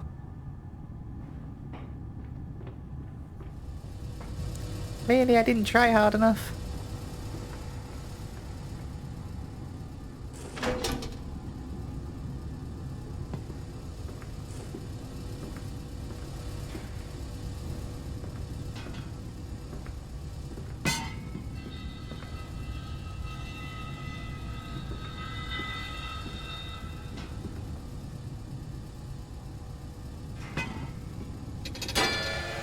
I guess that bit already happened.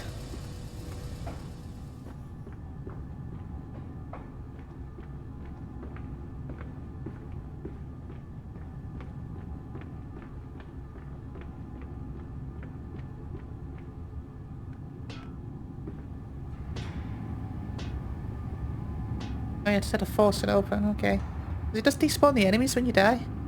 That's interesting. That's an interesting idea.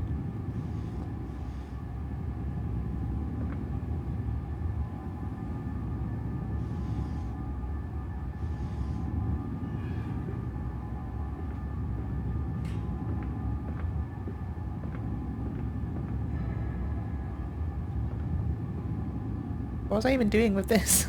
What do we need it for? Need like 3 of those? It fell onto his hands and they eroded in front of me. To stumps. To stumps.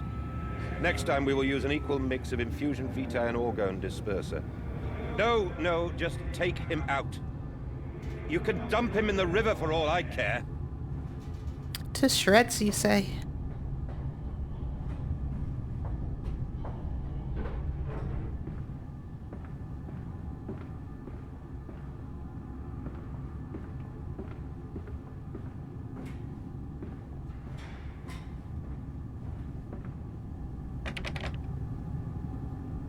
Silence!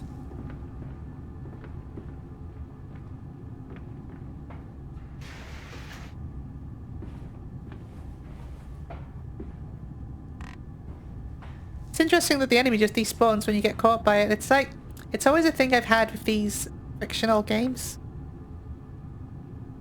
Apart from the bunker, that's why the bunker was so refreshing. Like, it always seems like a half-hearted they have like enemy encounters at all. Like, they clearly just want to tell a story, right? The monsters are there because if the monsters aren't there, then who else? How else are the streamers going to overreact? Took delivery of another batch of imbeciles today. They are the sorriest specimens of humanity I've ever seen. No one asks where they go to. The authorities of Bedlam are simply happy to reduce all the overcrowding in their teeming, stinking halls. We measure their skulls, check their teeth. We gave them laudanum to pacify them. They wait in line, livestock, dull brown eyes and filthy skin. Many soil themselves as they wait. Into the manipulator they file in silence. I hear the hissing of gas. I hear the dull groaning as teeth are removed, as bones are reset. I hear the pigs screaming. We have removed all the mirrors. After the process, it's their reflections that trouble them most.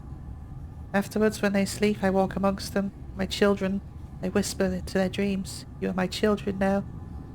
I have children once again. Your form's imperfect of the engines to make my own blood flow again. Did your children die too?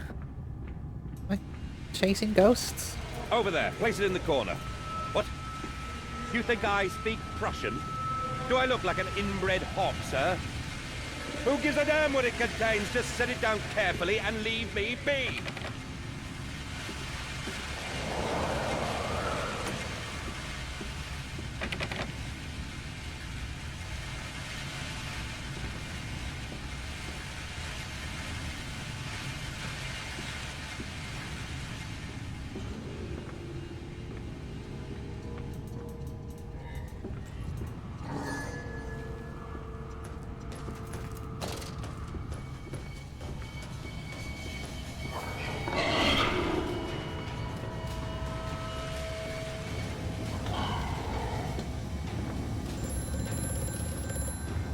Telephone. The lift has been sabotaged.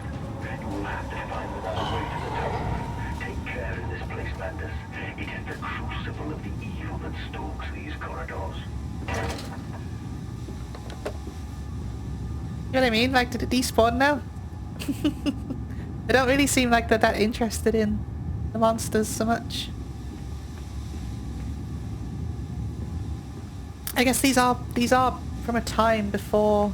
Although this is post Dear Esther, I guess, but it's from a time before people really accepted that a game could just be completely exploration and puzzle based. By people, I mean like mainstream.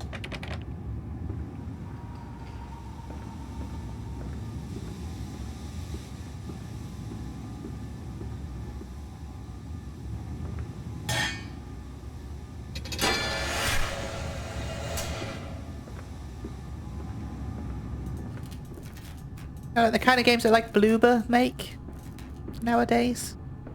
Although even then, they're saying they're done with psychological horror games too, right? Because people keep saying the games are walking simulators. And they think that walking simulators and psychological horror are mutually exclusive.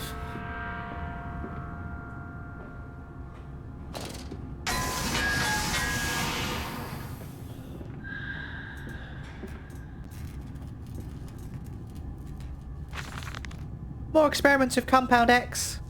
Took the dog and injected it with strychnine. After the expected convulsions and spasming, it died just after midnight. I immersed the body in a large tank of Compound X and introduced an alternating current via induction coil for a period of 3.5 minutes. Partial return was induced. Is he trying to bring his kids back to life? However, damage incurred prior to death was retained upon revival, meaning the dog continued in an acute state of strychnine poisoning until I put a bullet in its skull. For drowning? Perhaps, yes. It is after all known to be the kindest of suicides. If one were to drown, replacing the fluid in the lungs with Compound X should be theoretically possible as a revival method.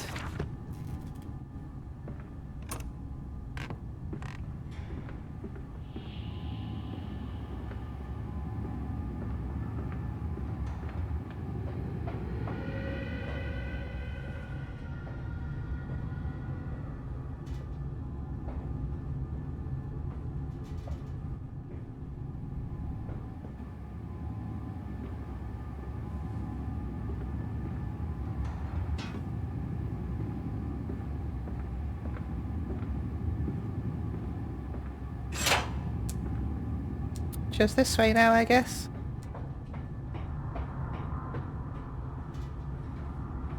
Oh, we've been here before, haven't we?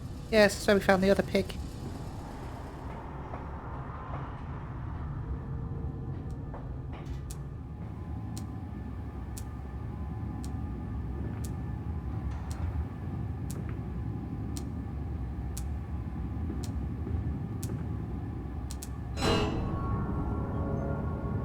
I don't need one more.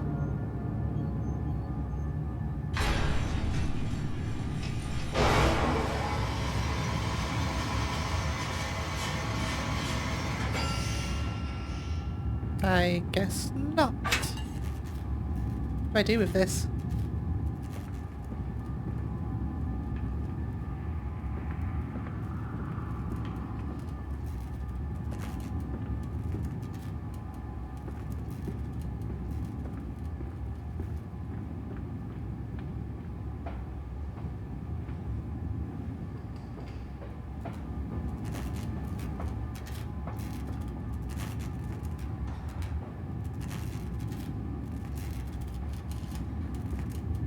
Oh yeah, I remember. There we go.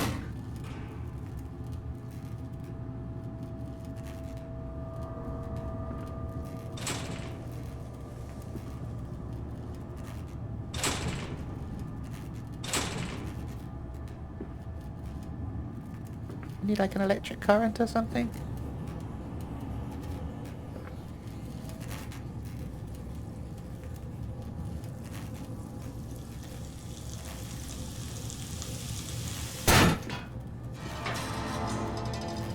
I did it! I solved another puzzle! Hooray! What's my reward? Is it pigs? Down here, Daddy. Faster, faster. Oh, you're dead. I know you're dead. I can read. Died and you sent Mandus insane. That's probably the crux of what happened.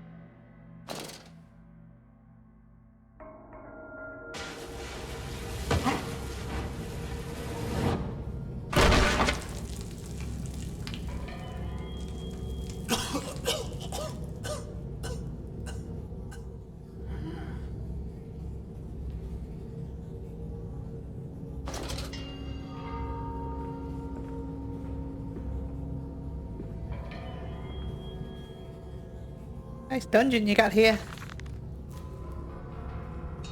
October 22nd, 1899. Naturally, once bled, the product must be scalded, dehaired, scraped, ready for gambrolling and evisceration. For this, we pass them through the steam reservoir.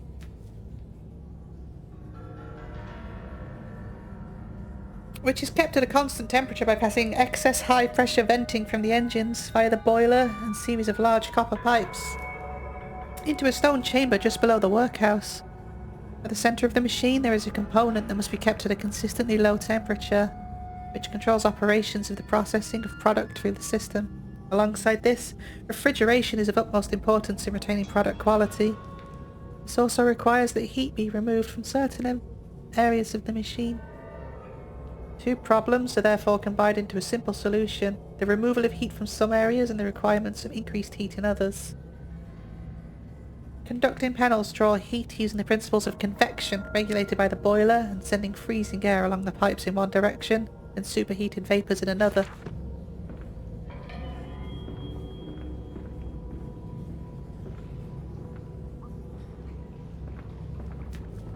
Isn't it dangerous allowing this filthy discharge to collect so close to the core? We can use the flow to drive the turbines. There will always be a torrent of excreta flooding through these tunnels.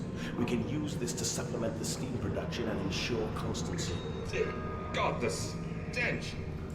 This fecal matter is the true product of the age.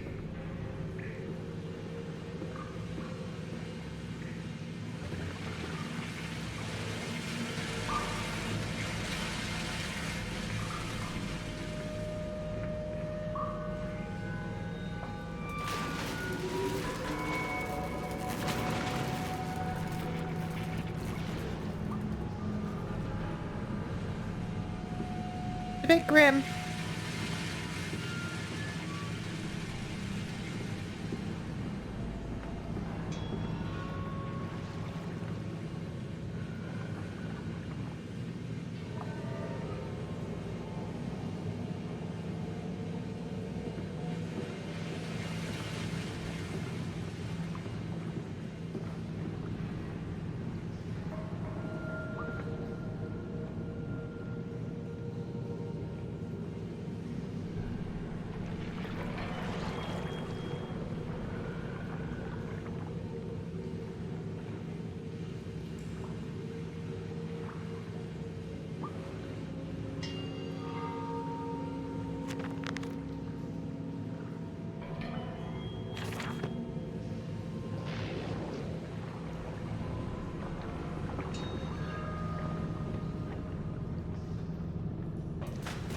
It's dark down here, isn't it?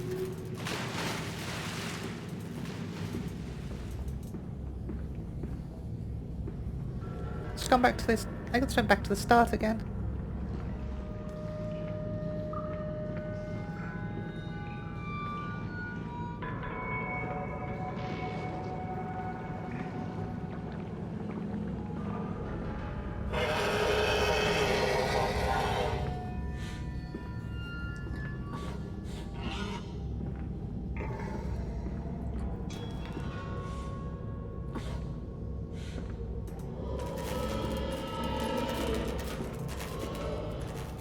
Piggy!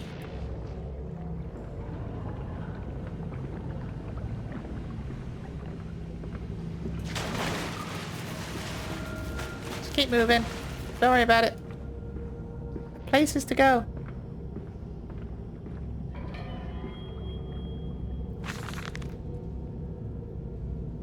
Several of the older forms have breached their containment areas and escaped into the sewers. They remind me of my limitations. This is no Kelm and I am no Elehu. At least, not quite yet. It is the heat generated from keeping the doorway between open that is to blame. We cannot simply pack them about with coolant as we do at the centre where the doorway is. Later versions are kept safe by the freezing temperature of those two towers. Up here, where the air is hot and fetid, they become overheated and their duality tears them asunder as the other place flies from their cells and their vitae splinters. They live sporadically, top from one world to the other and back again in violent, unpredictable bursts. For a few seconds they are creatures of this world, and they are torn away and cease to have physical form. This vicious ripping back and forth between worlds has driven them quite insane. I've ordered the affected areas sealed, and will not allow my loyal workers to enter. These are damn places now, the abode of failed experiments, ghosts of fear and spite.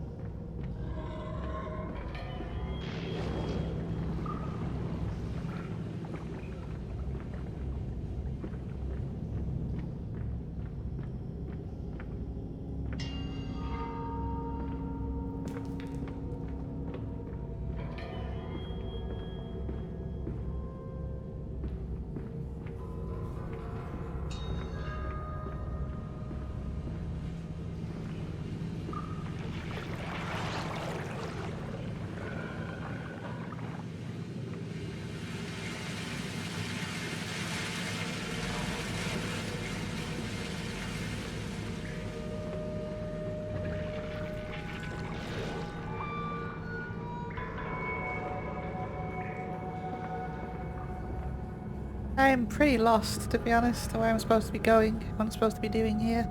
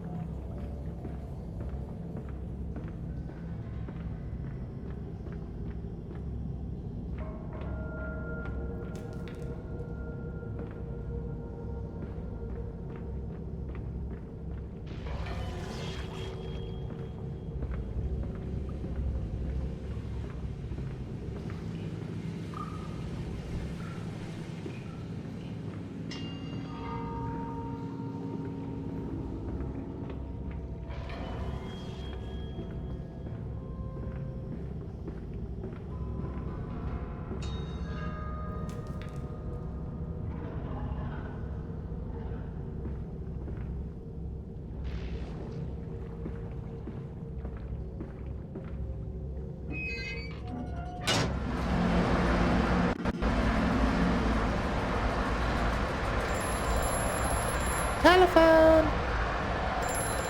Faster, Mandus. Drain the waters. Open the way to the bilge pumps. We are waiting for you.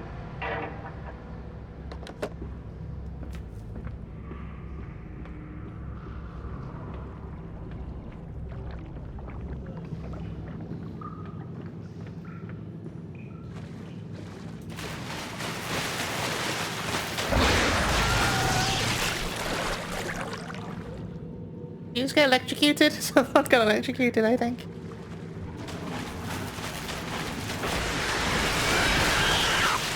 Or something is electric.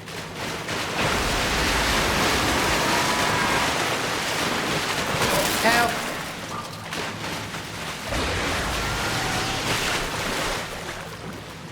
I can't go up there anyway. So...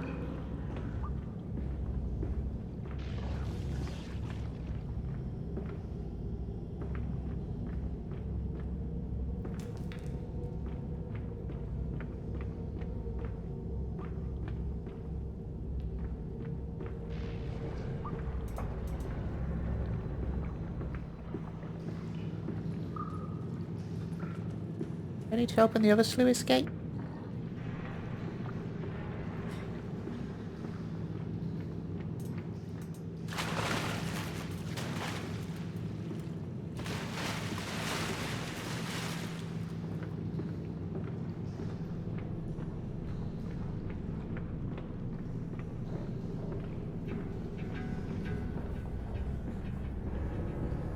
I am definitely just running around in circles, aren't I?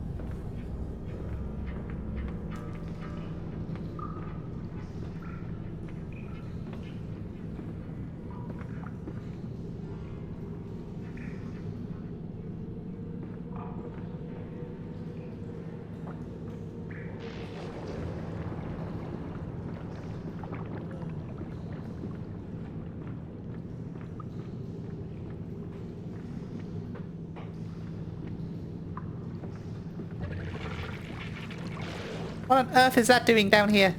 But we can save them. We can set them free. We can replace a rotten old world with a clean new one. Mr. Mandus, you sound every bit of an... Well, how can I be otherwise, Professor? How can any man of ethics simply stand by and watch this world drown in its own excrement? And your engineer, this visionary with whom you embarked upon this course, does he share your views? Indeed he does. Indeed he does. The poor fellow has seen it all before. Now, this is not the first great civilization he has wept for. And so you set about things immediately upon your return. Naturally. These things cannot be left to rot upon the tree. And sponsors were remarkably easy to find. I tell you, Professor, a trail of greed brings rich men to your door like pigs to truffles.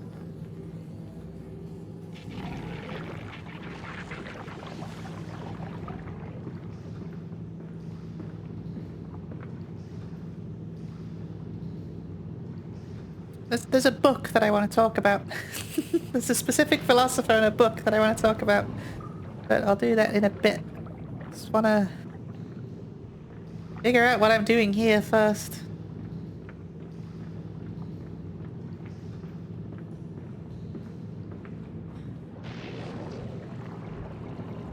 It's like a puzzle, but the pieces are still missing.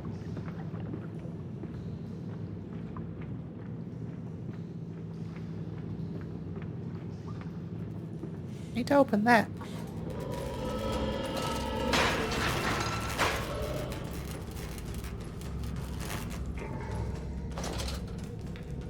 Bye.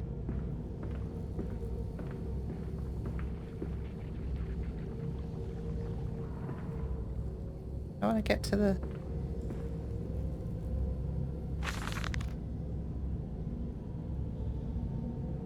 I said, "Look, my darlings, can you see it?" And they said, "Yes, Daddy, yes, we see it. A tall, weathered cap of a steep-sided pyramid. So like those of Egypt, stone falling away from the summit, vines crawling about intertwining the stucco serpents that thrive about the steps. A palpable sense of stillness, a weight of forgotten. And this, here, is where the king sat. And this is where the priests lived, this house of the dead. And here, where the sun strikes, this is where they threw their hearts that were not consumed. No, my darlings, they most certainly were not savages, you see. They believed that the sky could fall on their heads, and they truly, truly believed that offering blood was the only way of stopping this from happening. Perhaps, my darling, perhaps they were mistaken altogether, or perhaps their tragedy was they could simply not spill enough blood to prevent the sky from falling upon them. He's talking about the Aztecs, I think. So they found like an Aztec pyramid. Because the Aztecs believed that the sun was always gradually fading, and that human sacrifices were required to keep it burning.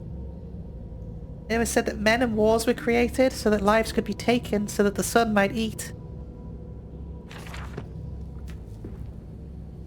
Just leading me more and more into this philosophy that I keep mentioning.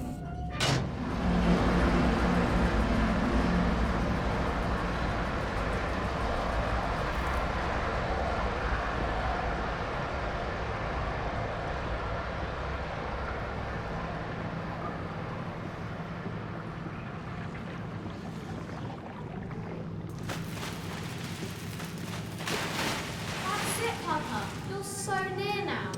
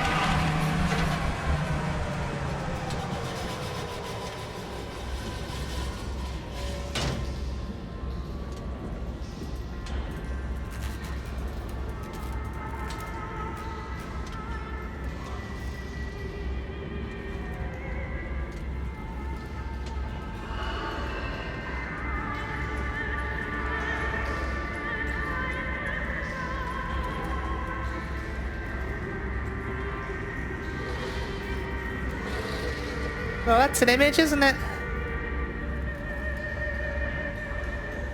Make pigs of your soul.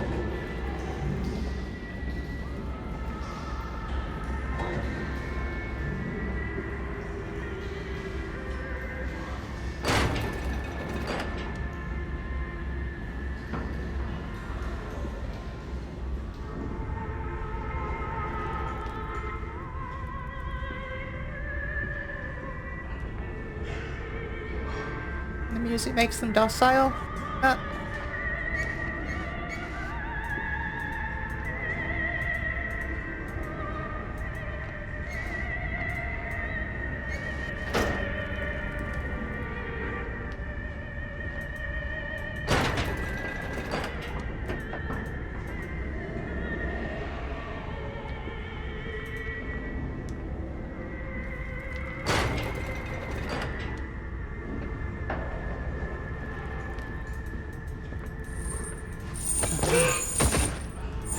Stupid, you fell over. Now what?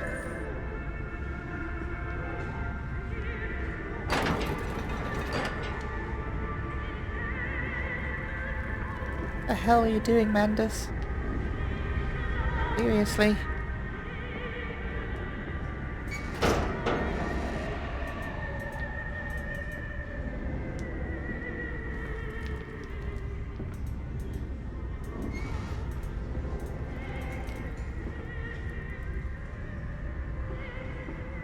This is just creepy. Disposal tubes.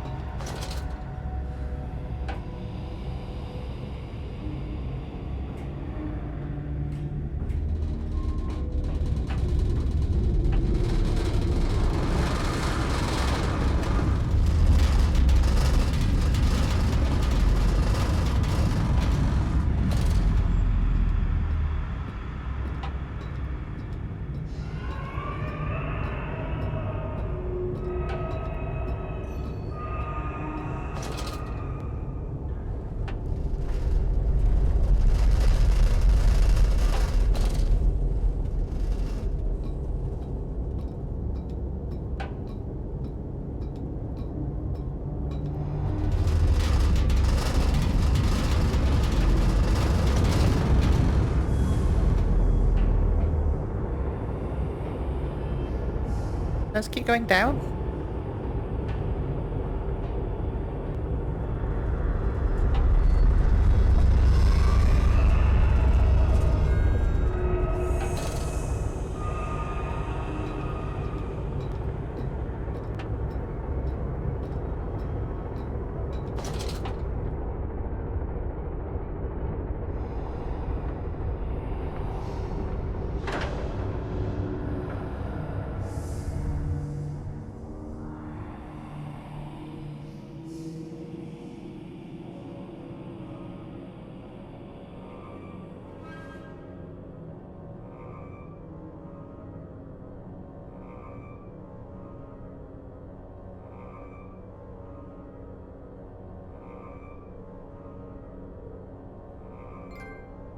The gut.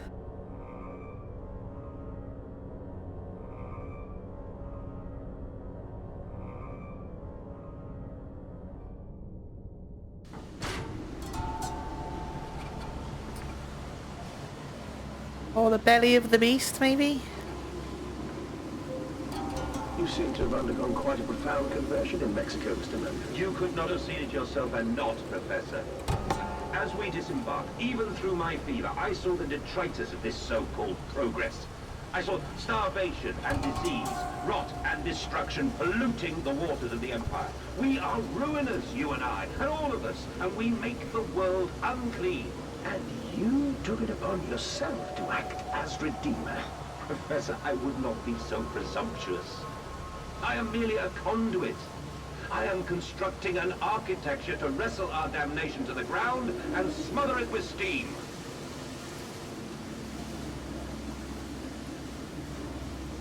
Okay, so let's talk about it. There's a book called Le Part Maudit, which is French for The Accursed Share. It's a book written in the late 40s by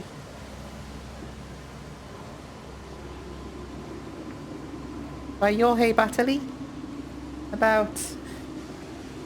It's about political economy, essentially. I don't know all that much about it other than I read it at university like a long time ago, but I'm noticing a lot of similar themes to Bataille's philosophy. Like, to Bataille, all life has excess that it cannot be absorbed. Like, we all have this excess inside of us that we can't absorb back into ourselves. So this has caused us to become beings of endless consumption, which he calls our accursed share. It's like a non-recuperable energy that we need to spend within ourselves, and we spend it luxuriously in non-procreative sexuality and just endless luxury. He's here!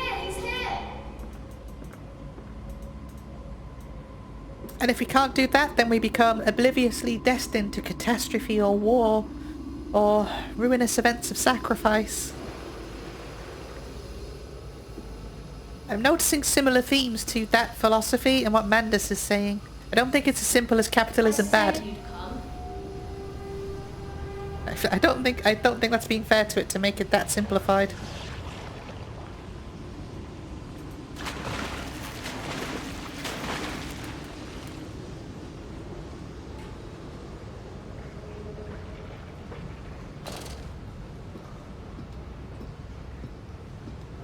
Ahead, the trickled to still waters.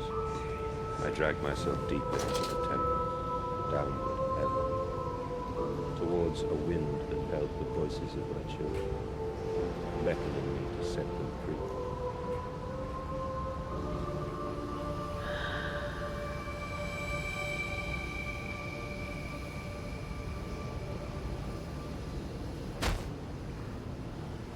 How? So, like, at first I was thinking that the pigs were some kind of capitalistic allegory, but it's definitely more of a classist one, I think. It's back to Georges Bataille's philosophy. We're gorged with life's excess and got nowhere to spend it, so instead we just destroy.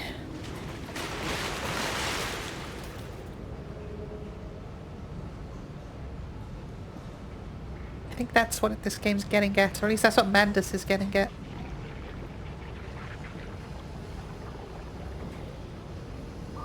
Need to go into the water, don't I? Of course I do.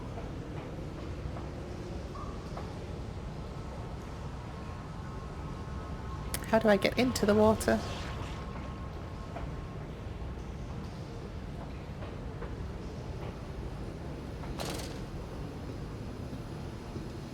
At least I think that's what's going on. From the clues it's given me up to yet, I think that's kind of what's happening. Could go with either way of it right now, but it's an interesting philosophy, I think. Not something I completely subscribe to myself, but you can see how he come to the conclusions that he came to if you read it. It's a very good book, though, if you're into that kind of thing.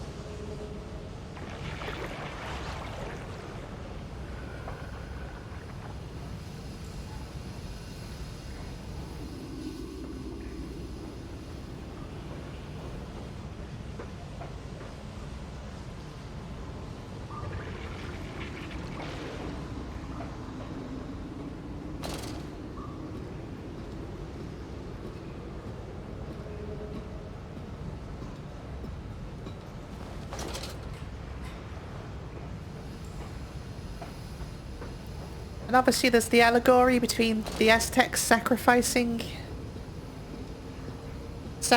people to the sun so it'll keep burning.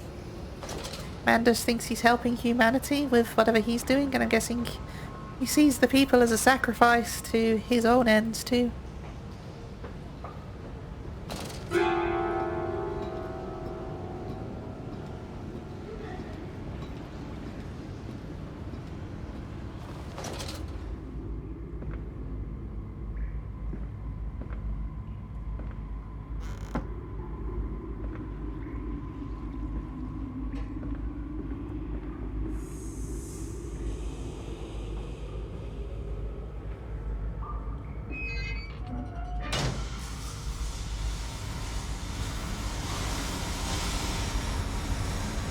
Loves a good valve, doesn't it, this game?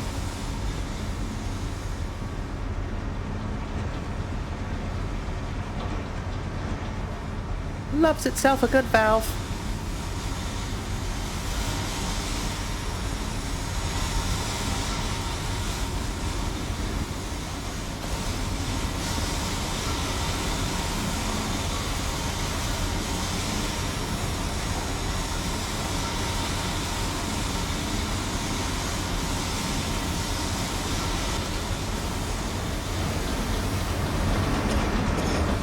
Ah, my face.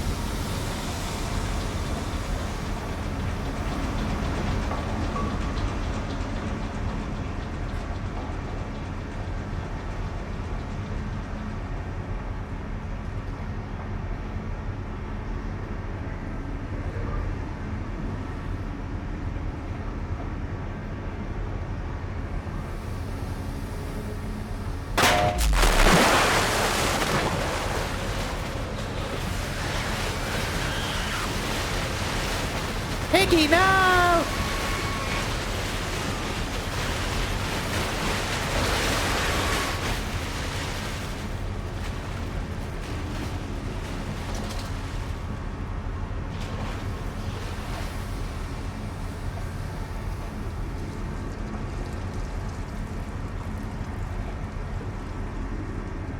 Did we make it? Did we make it out alive? Or did I just go around in a big circle? More valves!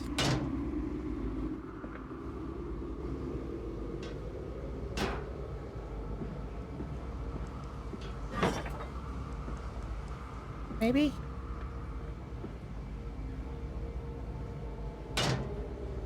Not quite.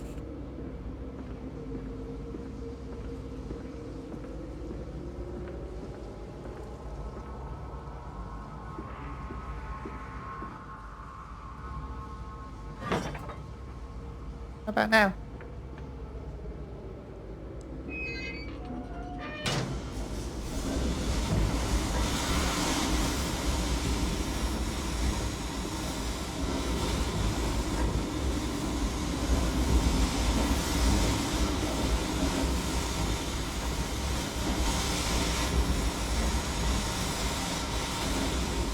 I was expecting like one of these doors to open or something.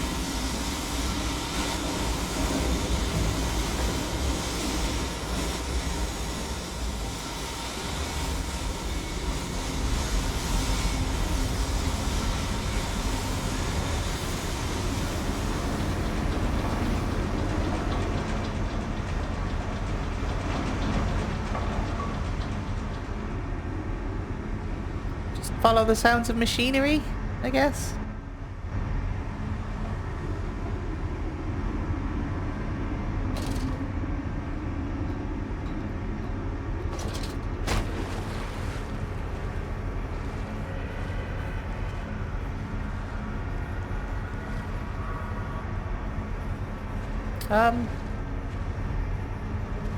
It's tutorializing at me. Not that. Or in at what, though?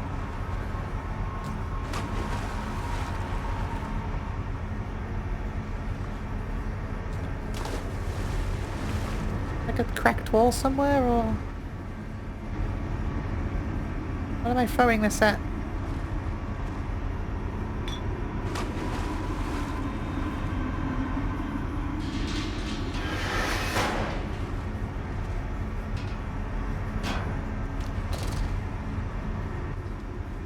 Did the game just take pity on me?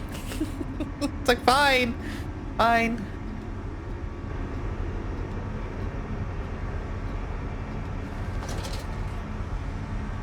You're gonna be stupid and jump down there then.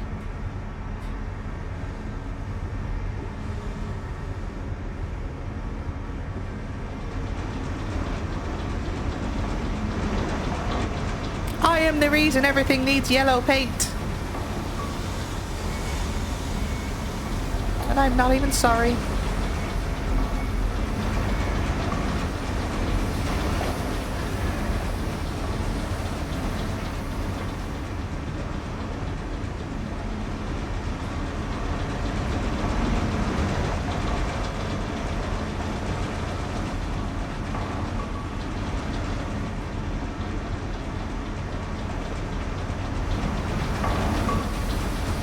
can't run through that steam, right?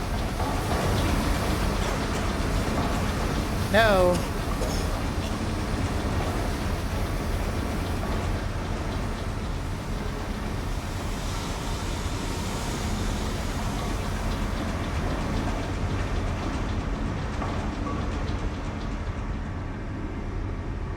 Oh, it's back here again. Where are you trying to get me to go?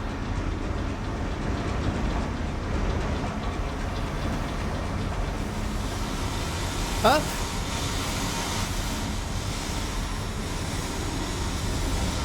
Oh, it's just these back here again.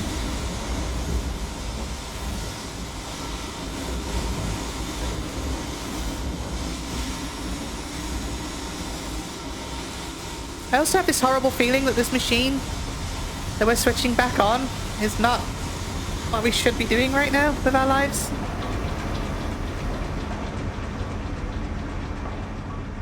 Oh, that leads there. Like, this machine was switched off for a reason, I'm sure.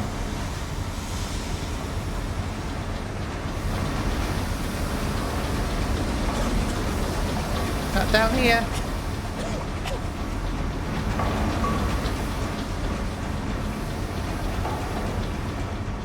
Oh, this is the only way to go, so... Oh, there's ladders here, okay.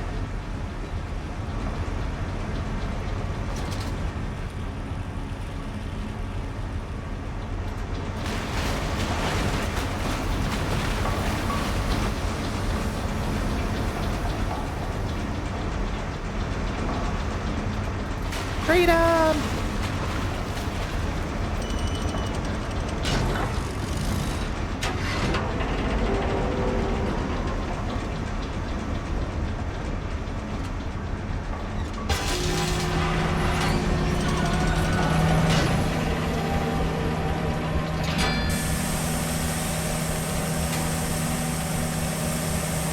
This is definitely a loading screen, isn't it?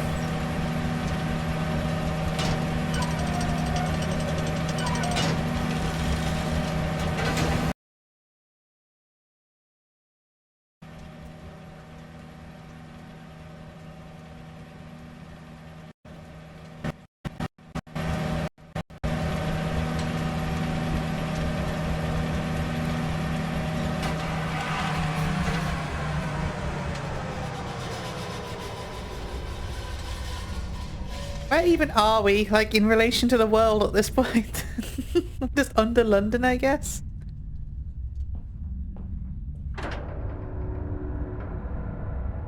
The children dancing. The stairs are deep, the sun beating on his neck as he pulls them up. Veins pop on his forearms, but he cannot deviate. He is the men driven by love. Only love.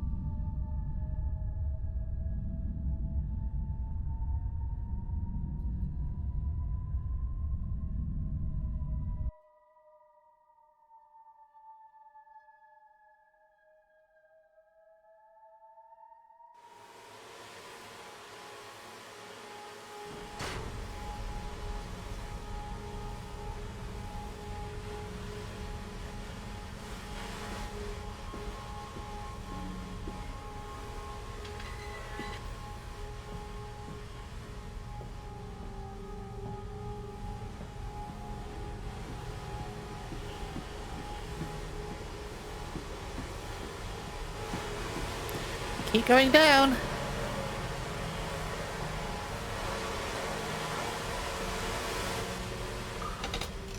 And you came then to London, and you set me upon a mantelpiece, and then you went into the house and gathered the servants, and reset you and I on who crafted them, and then you went into the garden and buried those tiny shattered skulls alone.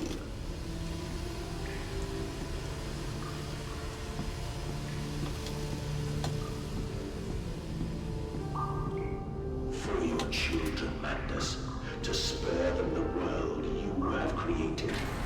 For us all.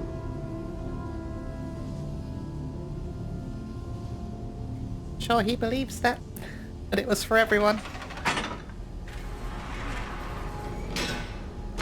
Whatever it is that he did.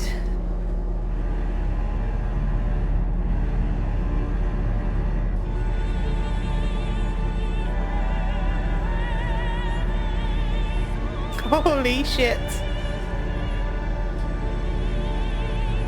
Jessica fucking Curry.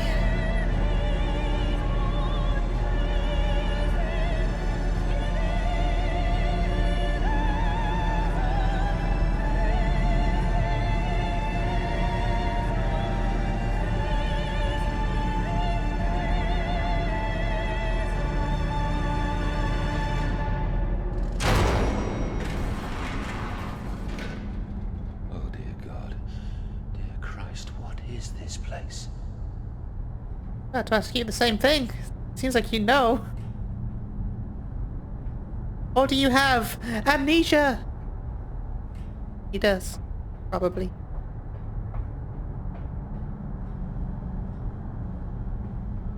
I tried. I tried so hard. I will uphold my promise. I will always protect them for you. My eyes are your eyes. My heart is your heart. I will rip them loose from this rotten world and set them to burn. All to save them. Killed his kids.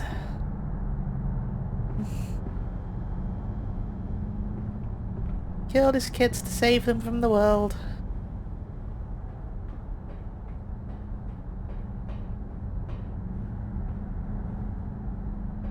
Is this the machine then? Is this like the actual machine proper?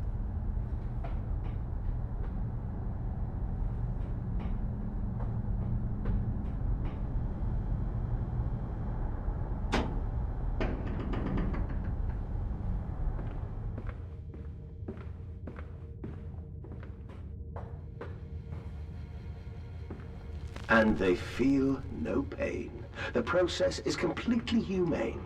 Humane, Professor? That we judge the acceptable level of suffering by the human condition? Ask the beggar, Professor. Ask the orphan. Ask the whore.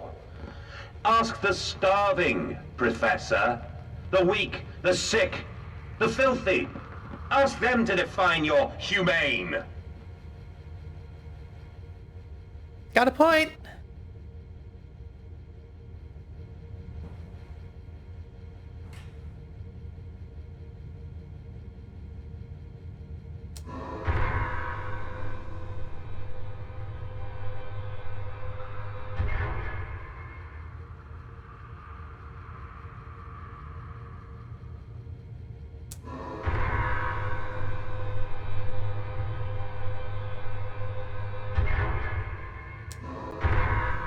Number 3 didn't work, did it? So...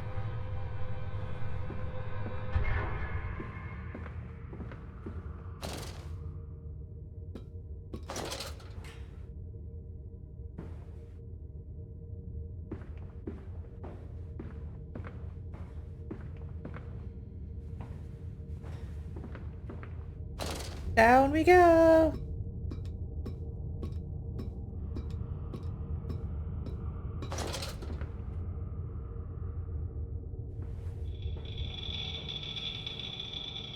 Oh, do these correspond to the switches? That's number 3, right? Probably. Seems reasonable, doesn't it?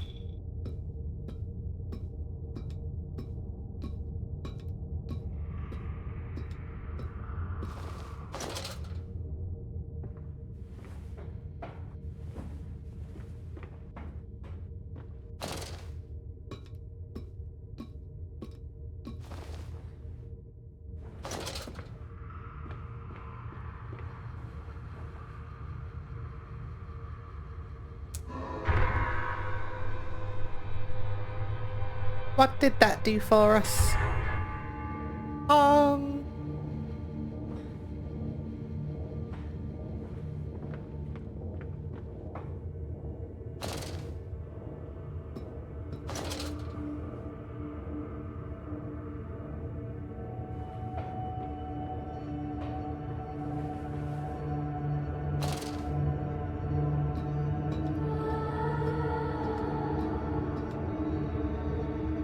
I don't think I need to come down here. Nothing down here, is there? Probably need to go back to the big machine.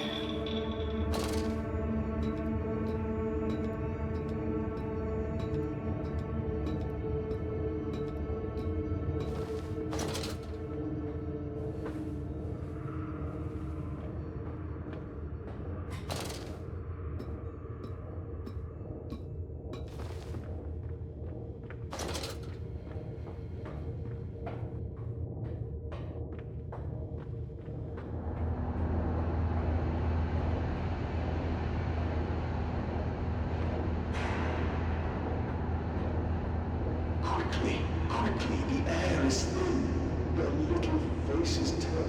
No, Mandus. They suffocate. They suffocate. Is the machine talking to me, or is this just all in my head? I assume this is in his head. Daddy, Daddy!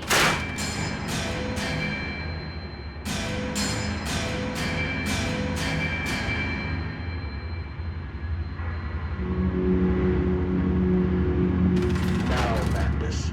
Set them free. Set them all free.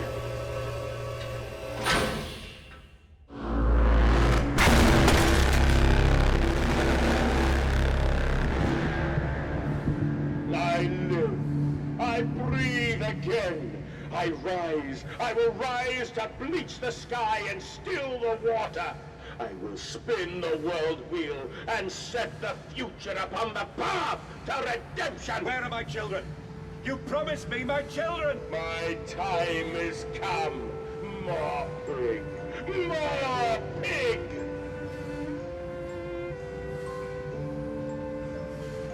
Boys.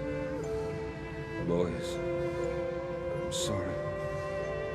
I'm so sorry.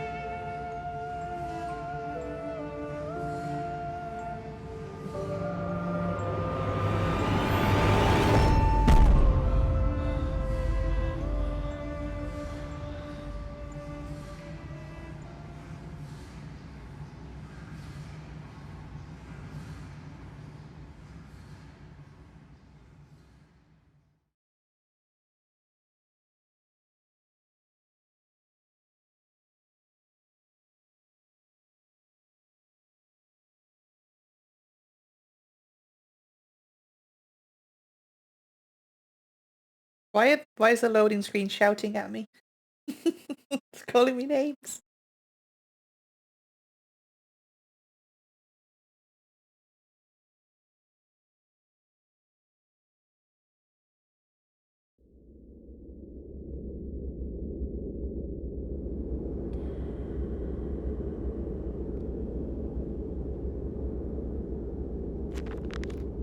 Probably read these, right?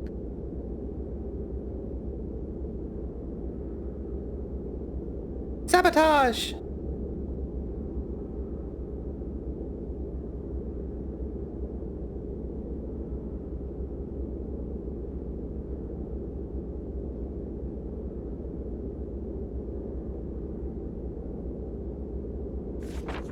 So many journal entries.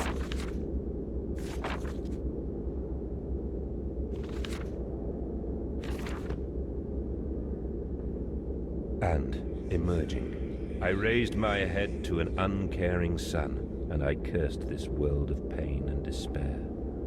This civilization built on the ricketed bones of the unfortunate, on the greed and swell of mammon and empire. Cradling a stone egg in my jacket, I kissed my children farewell, and I crawled my way home.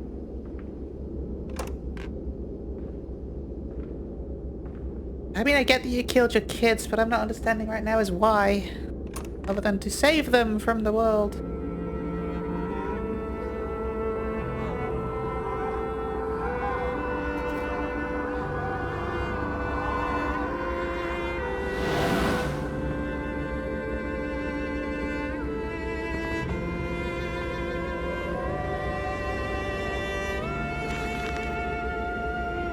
Can a man construct himself anew?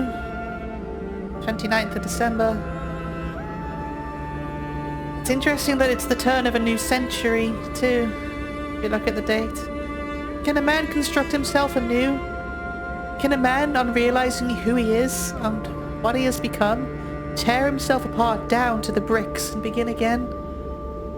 Are our souls just this? Tiny cogwheels and clockwork, and intricate machines to serve a function that, upon reflection, we might set to a new task? Can a man, defined by his actions, defined by that which he now finds abhorrent, set to sabotaging this body, his machine? Until those children of his soul turn in new motion, he may awake to a new sun, a new year, a new century with hope in his heart. As I reach my hands to the exposed wires, I ask myself this: Is redemption possible for such a creature as I? And if not, then surely better to die amongst my creations than to continue to live as a monster.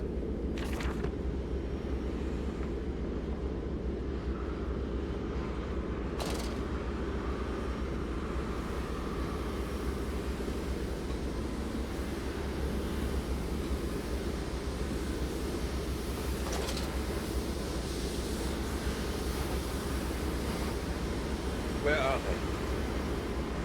Where are my children? Why do you ask, Mandus? You know the answer very well.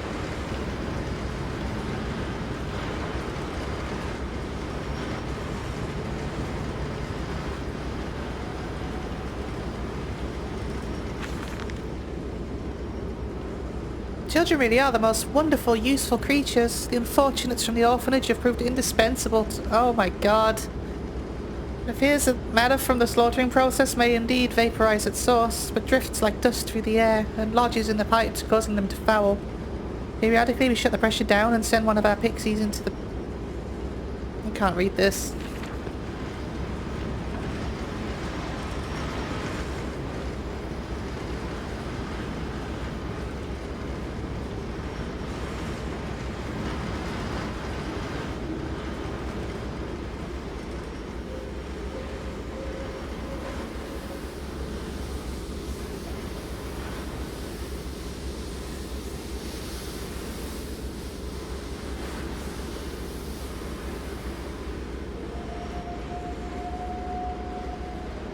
I mean, this one's a puzzle game to the fullest sense of the word, isn't it?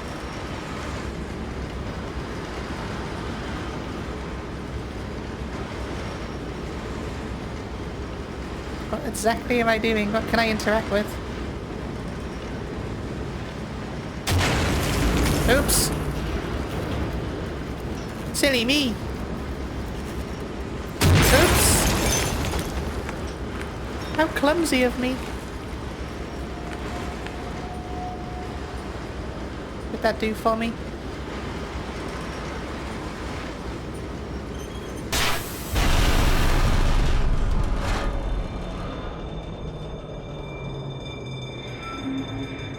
What are you doing, little piggy? Do you think I will allow you to sabotage me again? I want my children, you unholy bastard!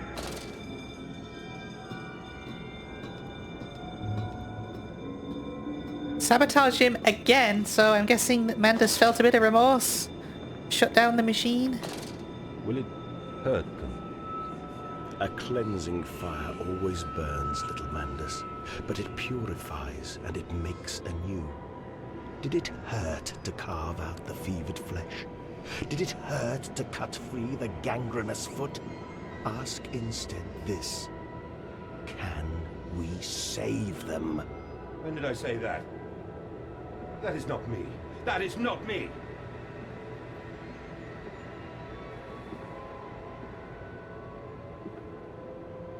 Can I have my lantern back now, please?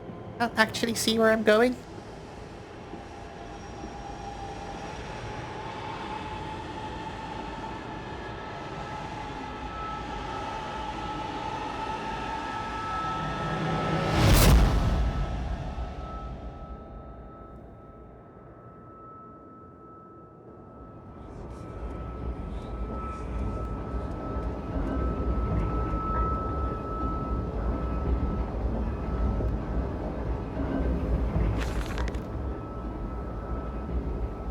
There is a spoon of medicine, I say, and it's a silver spoon.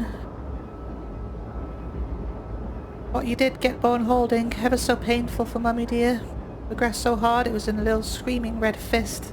Later you used your spoon to dig a hole in the garden to get all the way to Mexico. And then you did eat worms with your spoon on the way to stay fat. The spoon was the same you gave your twins. Then you used it to dig a hole into their clockwork souls and you ate up their hearts like soup on the way to keep you fat. Fat little mole. Where will you dig next, I ask you? You and your little silver spoon made from the silver spine of your children and wrapped in the hair of your deeply departed. Dear sweet Jesus, my darling Lilibeth, what am I become? Oh, the writing is good.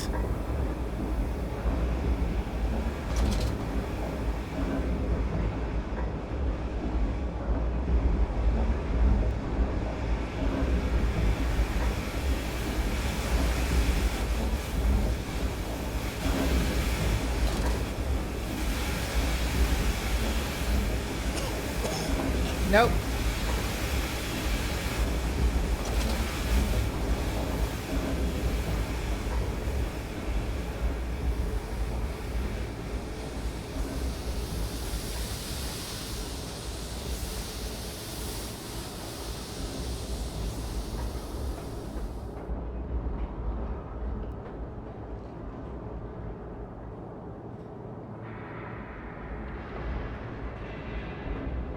I think when people call this game a walking simulator, they weren't really being fair to it.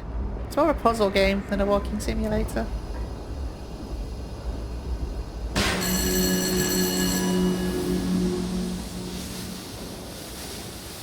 Child fatalities is 117.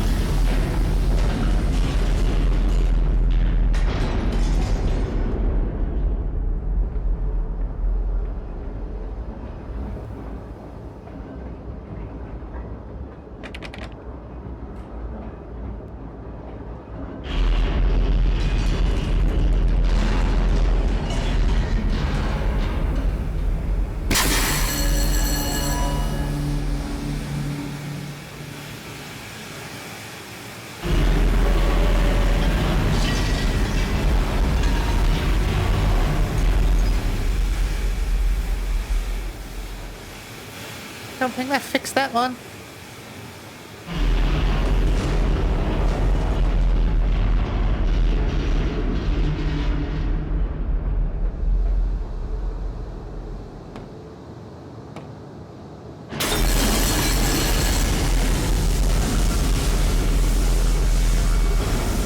Piggy!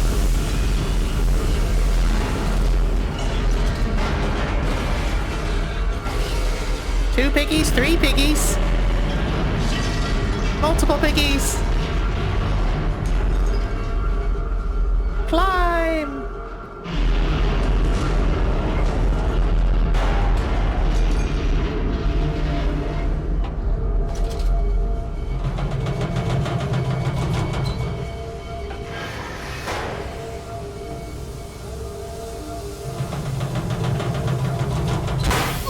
Help! My face.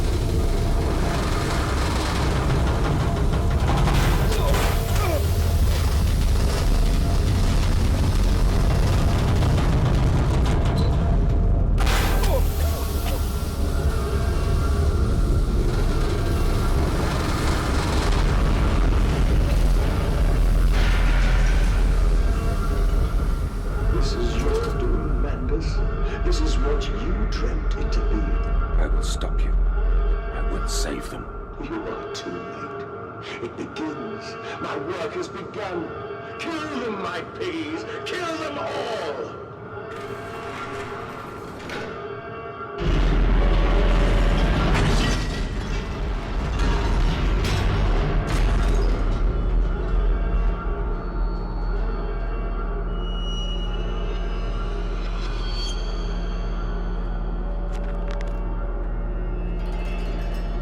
Betrayed! Mandus is a saboteur. It seems the pressure system is the Achilles heel of this facility.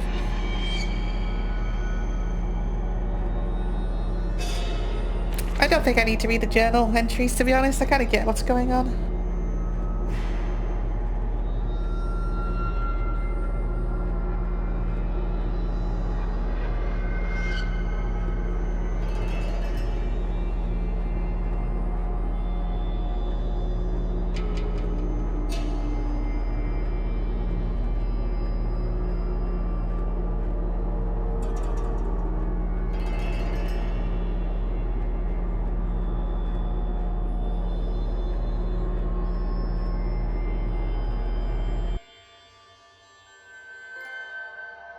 The entrails.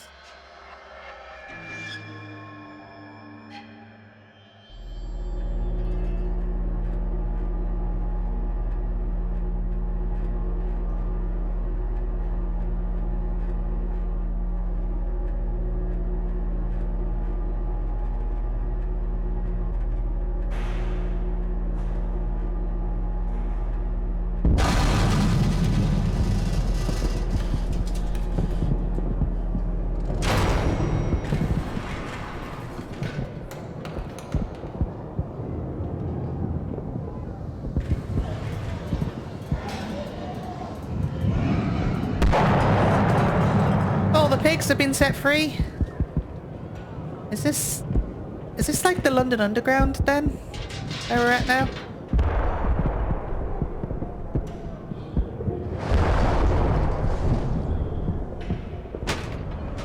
Oh wait, we're outside. Uh-oh. Oh God, no, what have I done? What have you done? Killed a naked person.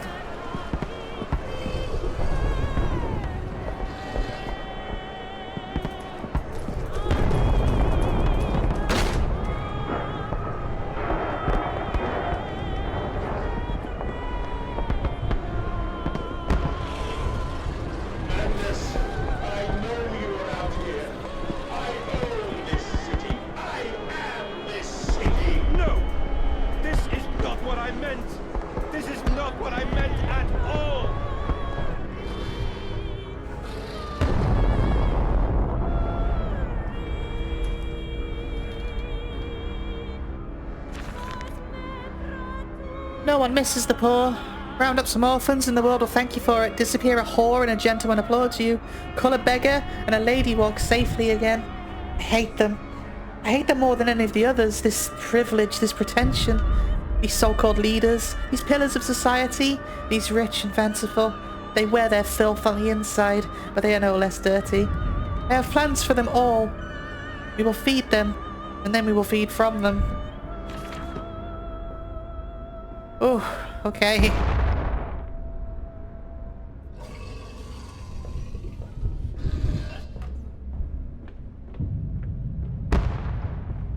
That's definitely like an eat the rich kind of allegory, isn't it? But taken to an extreme a little bit.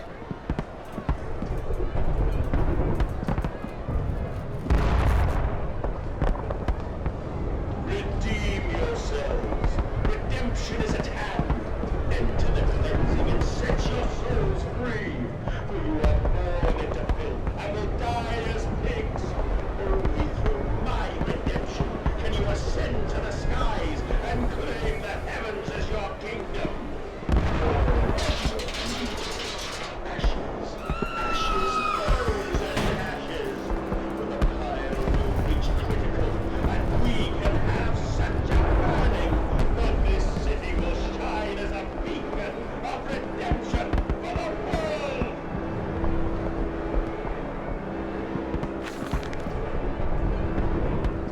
We have set aside an entire wing of the mansion for their parties. We invite them near and far, and we guzzle them of wine, with fine wine and the finest cuts of all in London. My God, Mandus, but these chops are of a design. Who is your butcher? Feed them up, for the wine and the grains will also lend a character to the product. Keep the flesh relaxed. Opium in the champagne and gravy. A hog roast every night for the Duke and the Duchess. An actress battered and sliced. An artisan in every mouthful.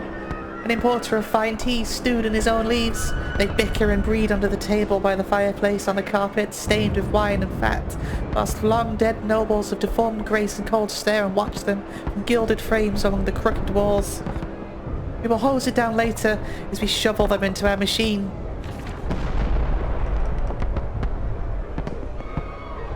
Jesus Christ, Mandus!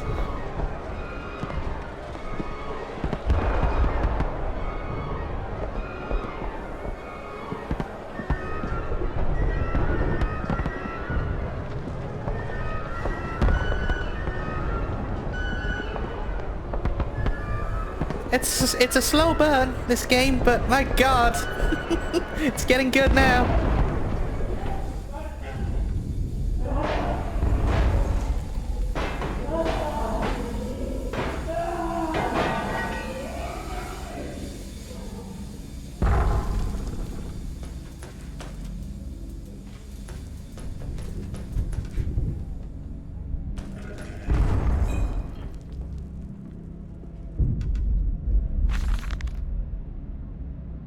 I stand and look at myself in the mirror, penis in hand, and my reflection grins at me, and his mouth is full of sulphur mustards. Vain fool, he sneers.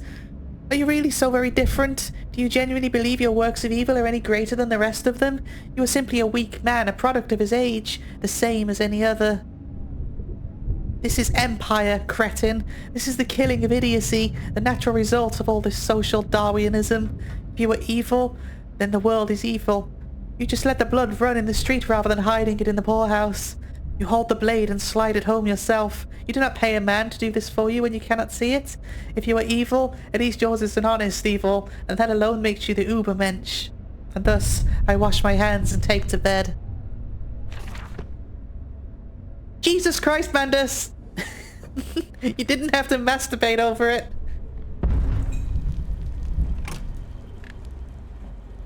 Oh my god, Mandus. You are a deplorable human being.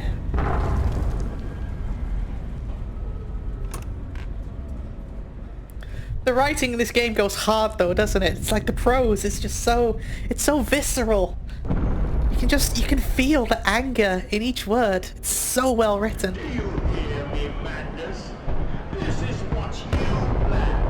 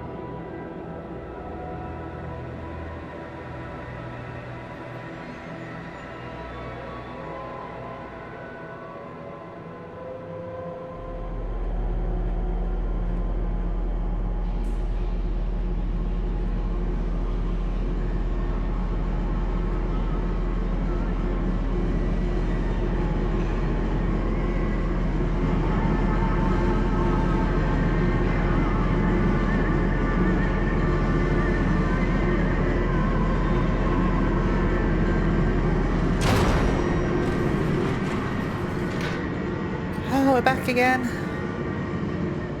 Gotta stop this machine.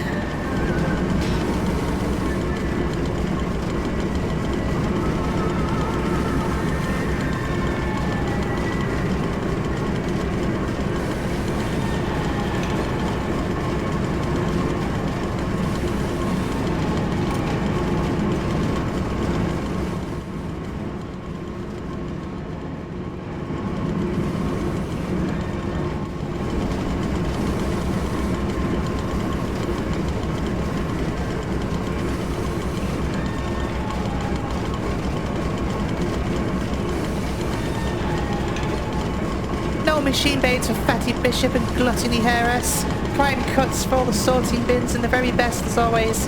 Back in the dumbwaiter to the kitchens above to be stewed and bumped and gravied and breadcrumbed and returned to the table for next night's feast. But not every night, you see, although we have begun to increase the frequency of the final act. Unlike the poor, the rich will be missed, given time. But we will continue to spoil and ready them, and our fine foods are now exported to mansions and lodges across London. And it has been noted in the times of late how rather overweight the great and the good are becoming, with their diets of fine wine and rich meat. Indeed, in Punch just last week, the cartoon showed Viscount Selwyn as a stuffed pig laid on a platter for all his peers to dine upon. A vicious and cowardly slander, no doubt, but he tasted delicious.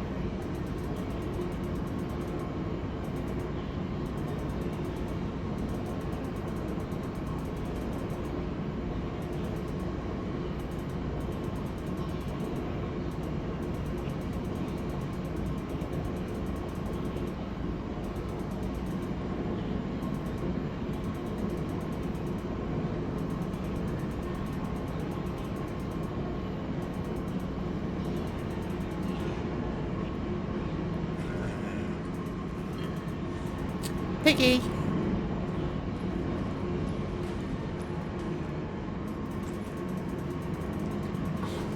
Wanna go away, Piggy Pig?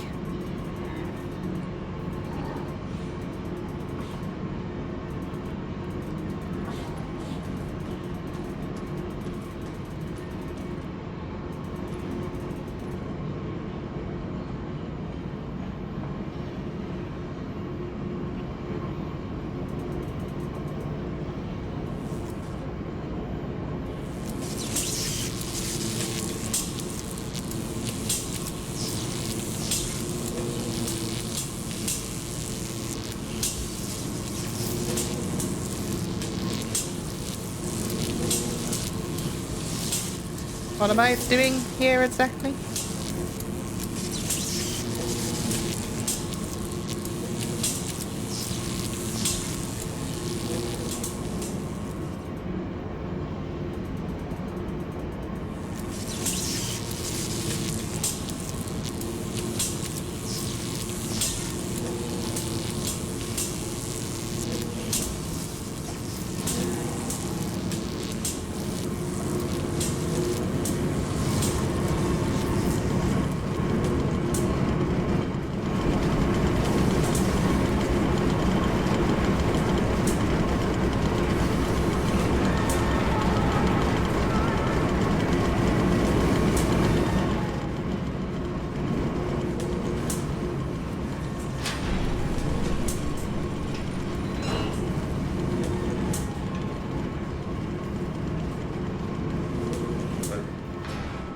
Free? Yes, my friend. Drained and bled and freed from the prison of the flesh. Free to ascend as smoke to the stars. And the good, the worthy, how will we save them? Show me these worthy, Mandus. Show me these good. I do not see them.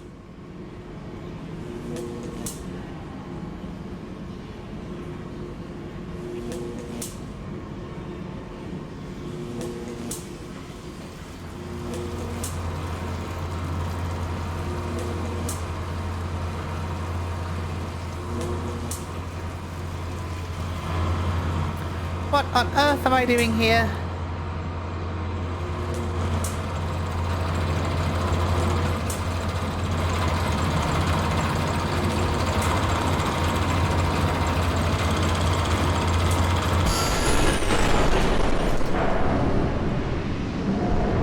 That'll do it.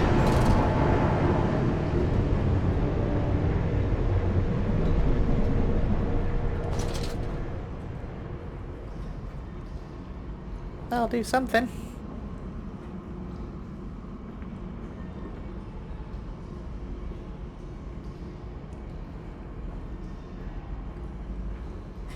Nothing down here? What are the ladders here for?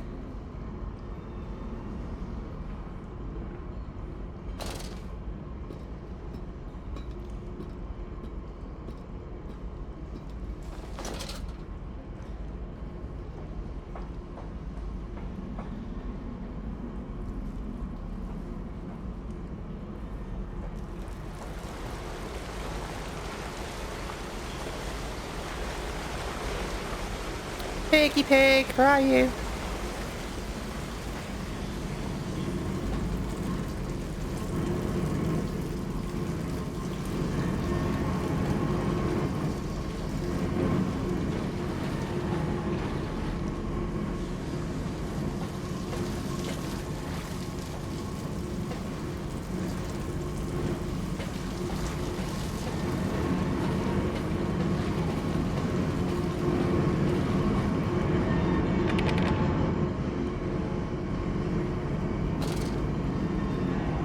I feel like I've missed something really important up here.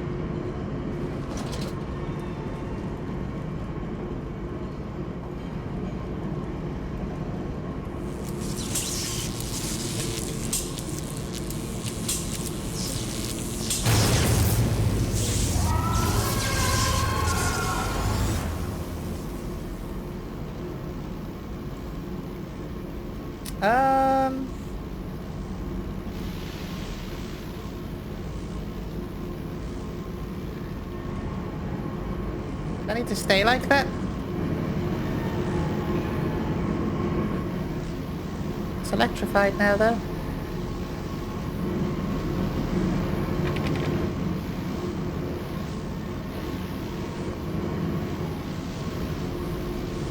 Right? Yep. Should have trusted myself.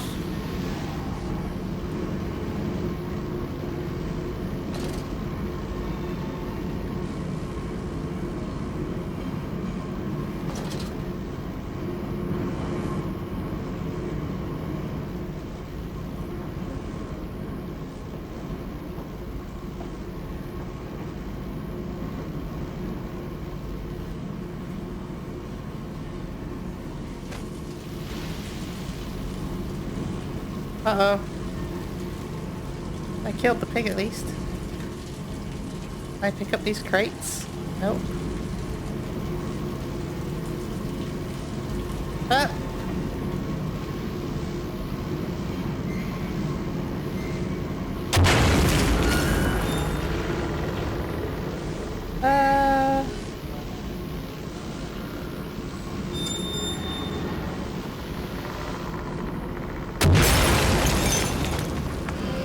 Whatever I'm doing, it's hurting it.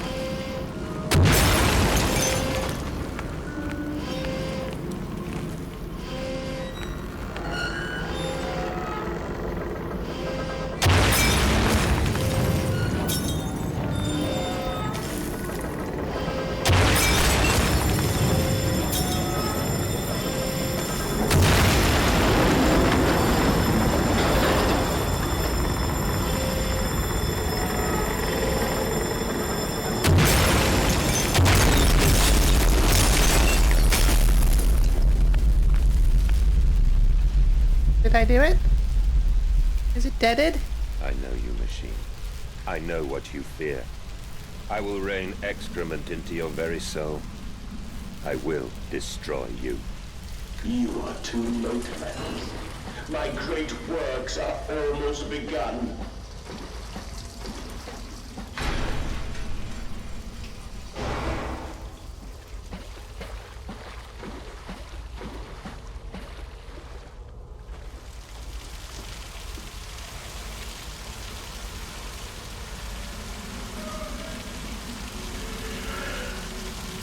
Oh, that's grim. Walking away from those temples. That small pile of stones under the rhododendrons. The skulls of innocents under the loose clod. Headless rib cages in the cool stone behind the altars, 3,000 miles apart. I trace back my life to this instance. Rain channels eroded in ancient stone. The toxins are already in this damp, this falling water. I hack and retch and vomit into the sink and grasp my bowl with both hands and stare. There in the plug hole, as clear as day, a toy spine, clockwork and intricate, like a child's spine, but clockwork. How could that be? How could a child's spine be made like clockwork? I washed it carefully and placed it on the mantelpiece. By the egg I had laid myself under the garden where the children's skulls are buried. I call it my Mexico.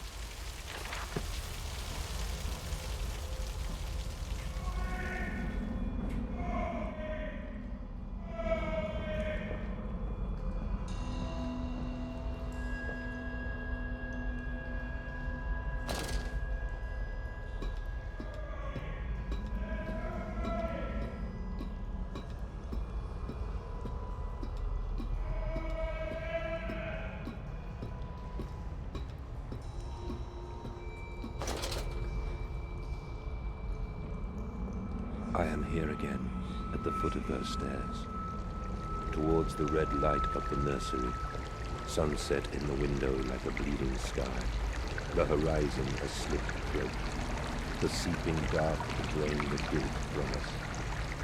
I am the jaguar-faced man. I am the feathered serpent. This priesthood is mine. I can meet him, your great engineer. How marvelous.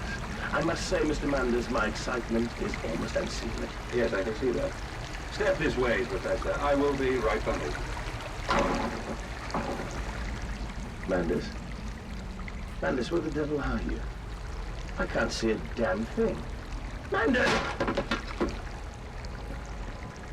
We are the pig, Professor. We are all the pig.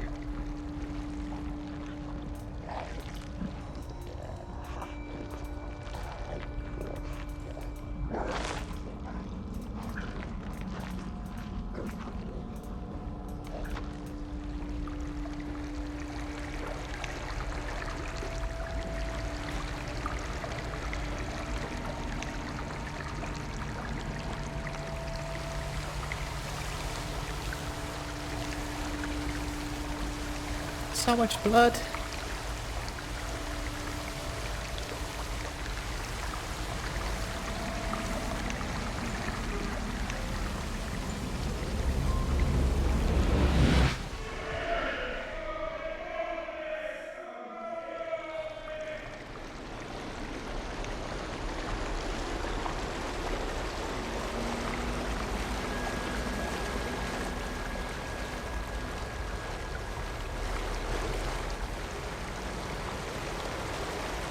I climb in stillness now. Blue water runs in my veins, now I am clean. I carry the knife of this factory, the bowl of this mill. I am come to collect you from your fields and your furnaces. I will gather you into the white clouds.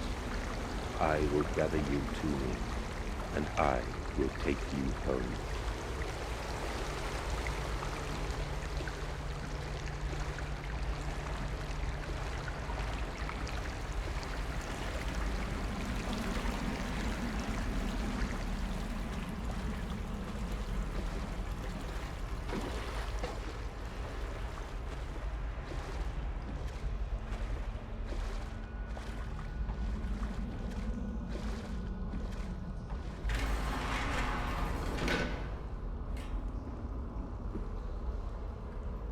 This is such an interesting story.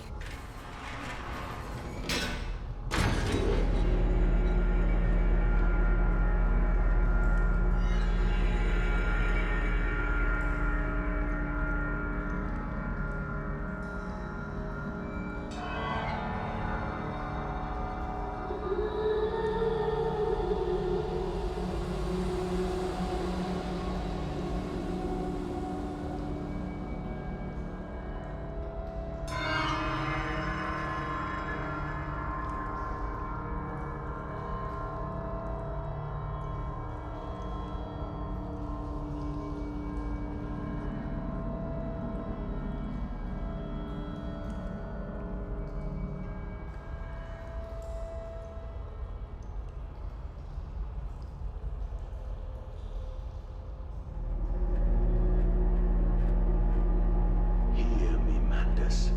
My gears are adjust. My steam is built. Soon I will spill that blue water and split the egg, the atom, my soul, and there will be a very great burning that we might make the world clean. Be proud, for this is your doing. Until you steeped me in the blood of your own, I was nothing but rotten architecture. You have made me, and I will make the world anew. I still don't really buy that the machine's talking to him. I think this is still all in his head.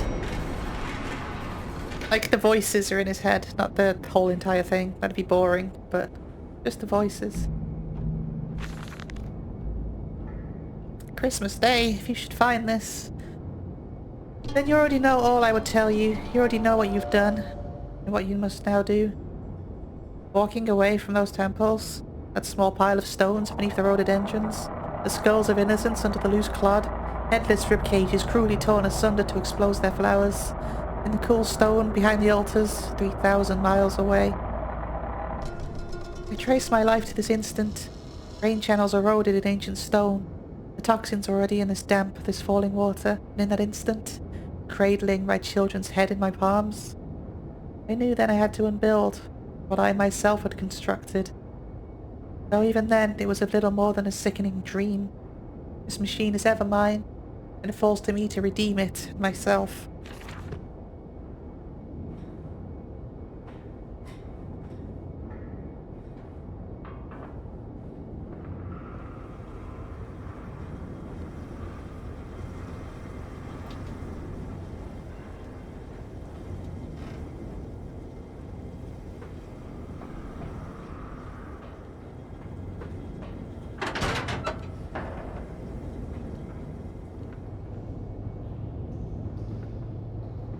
Why did you take my children?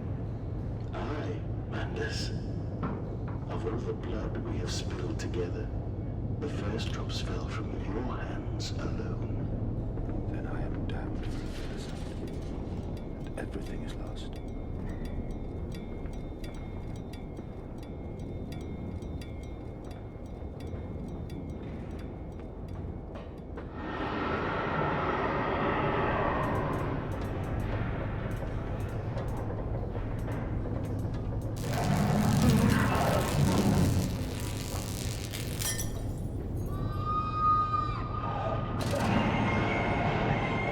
They're getting angrier. Not a fan.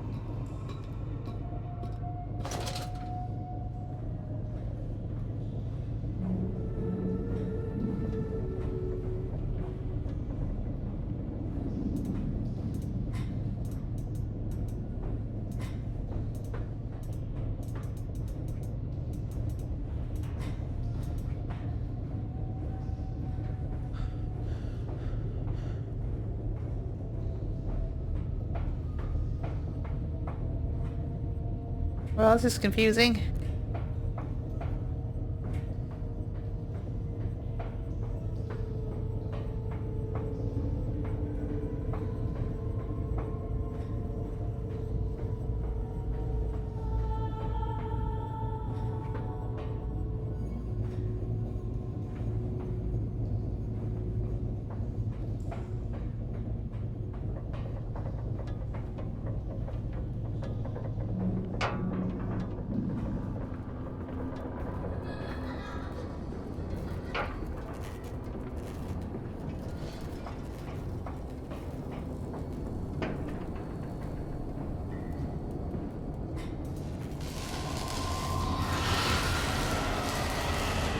Angry!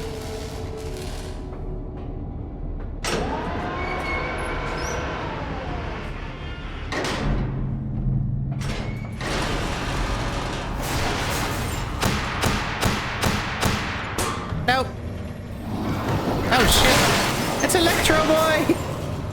No! Over here, maybe? There it is. What are you? Why are you electrified? Ow!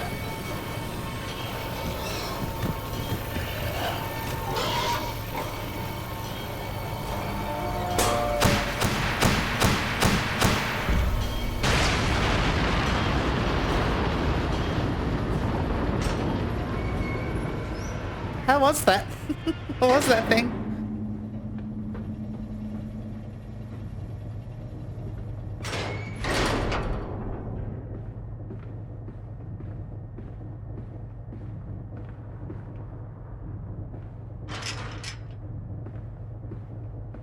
Oh, it's kind of eerily quiet now.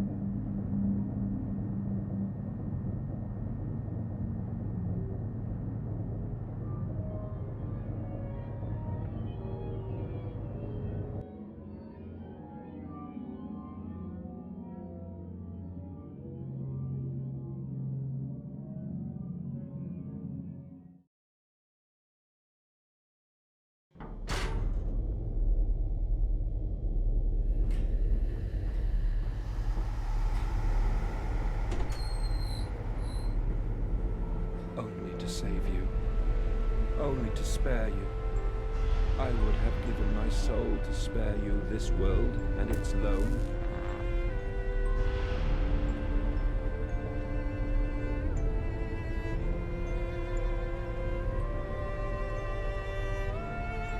It's quite a poignant story, though. To be honest, I mean, when you think about what the machine's actually doing. My children. My children. What have I done? What have I become? Let's talk about it a bit more at the end. Running it through my philosophy that I was talking about earlier. Say my philosophy. Running it through Bataille's philosophy. I will put it right, my darlings. All of my wrongs will be righted. All of my sins washed clean.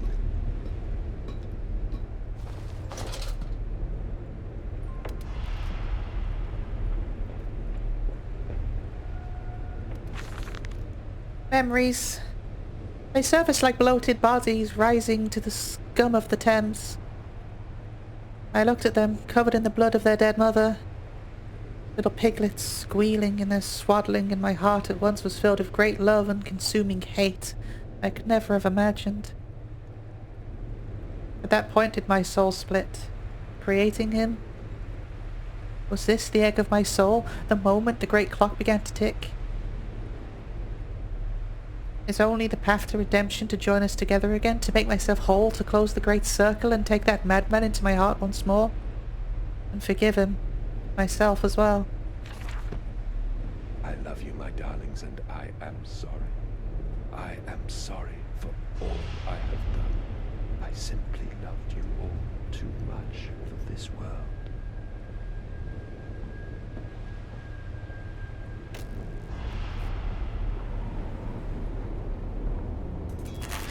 Mandus, put aside your misguided crusade and let me save them. You may hate me, Mandus, but I have seen the future, your 20th century, and let me tell you this, a far greater slaughter awaits you there. I seek to save the world by blood now, before millions fall beneath history, pushed under by blade, bullet, and gas. You actually seen the future? Happened in the 19th century. Oh yeah. All of that, yeah.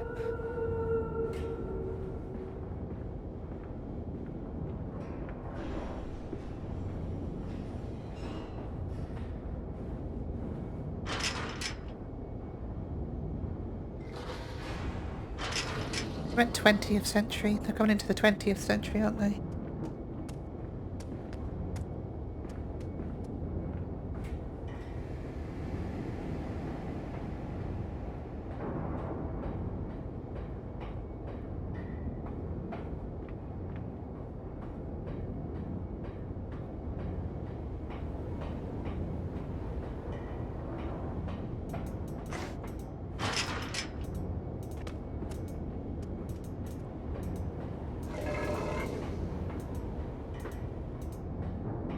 Now is not the time for spooky pickles. Thank you very much.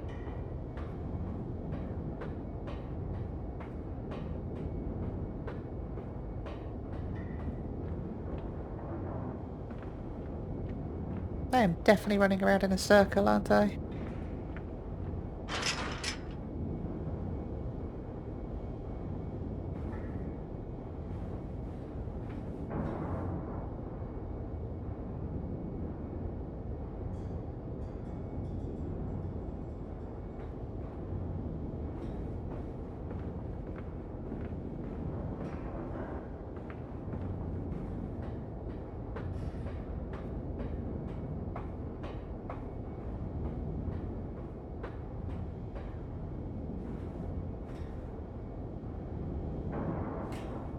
Now this place all just looks the same, doesn't it?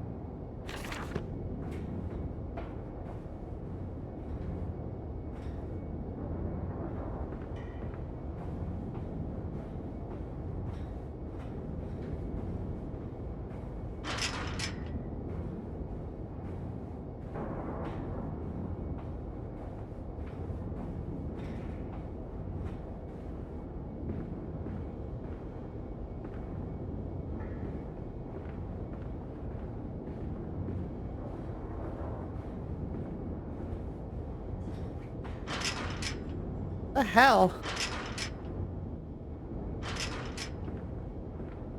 Where do I go?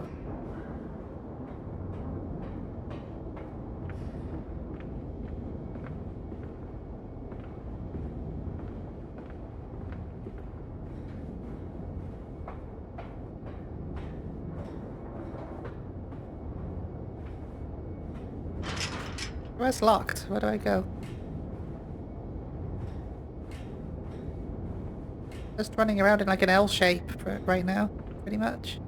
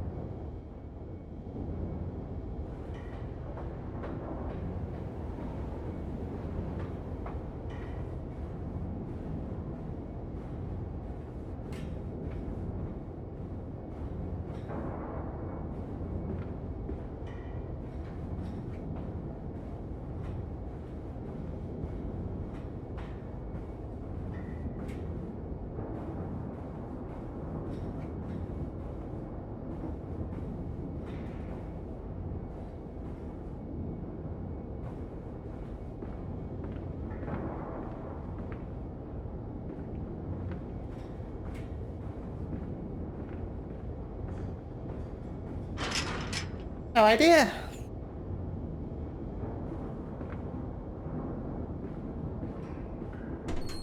I did not see that. It looked like a window. That's dumb. Ow, my face.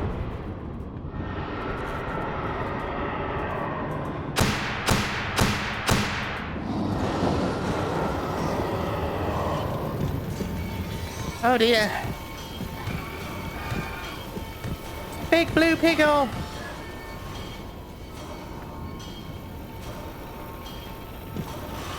Dead ends everywhere, of course.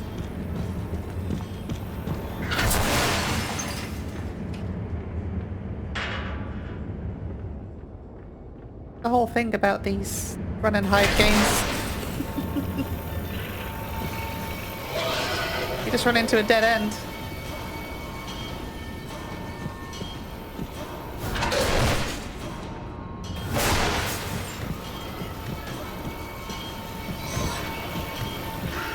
These are coming.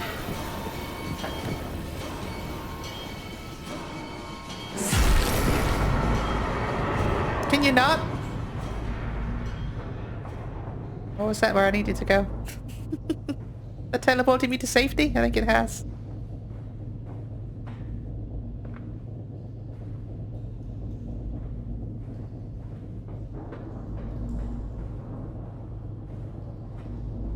Game is really dark, isn't it?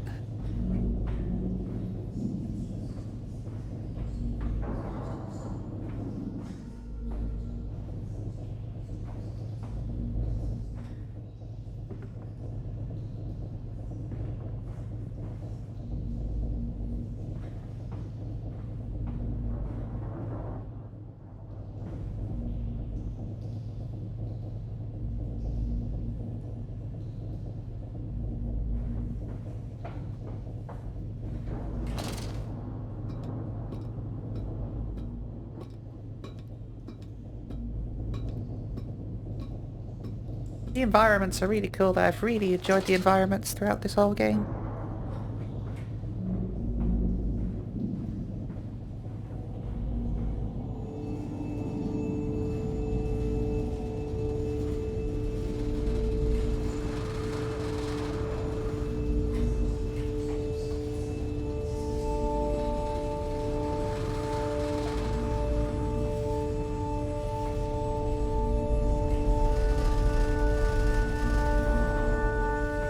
Gonna blow it up.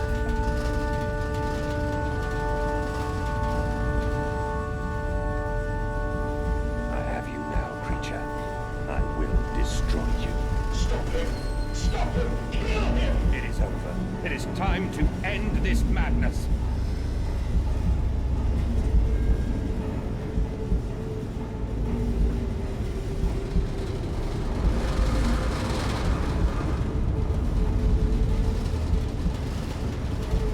Now it's dark and blurry and I can't see what I'm doing.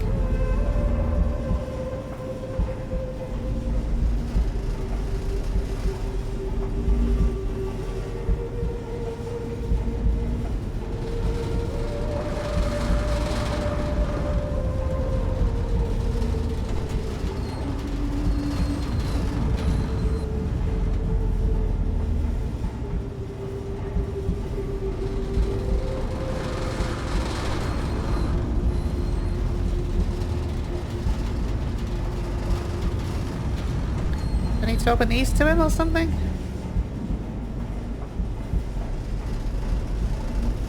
Don't think so.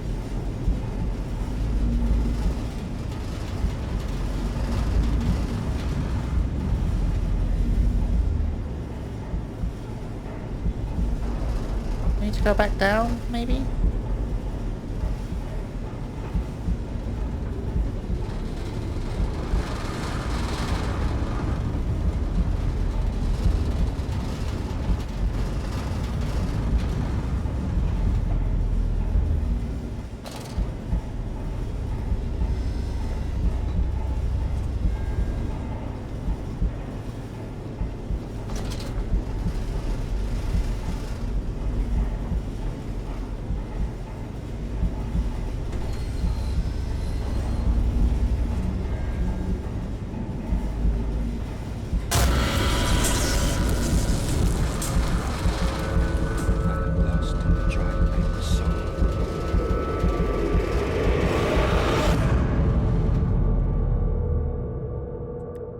Enoch, Edwin, Oswald and I.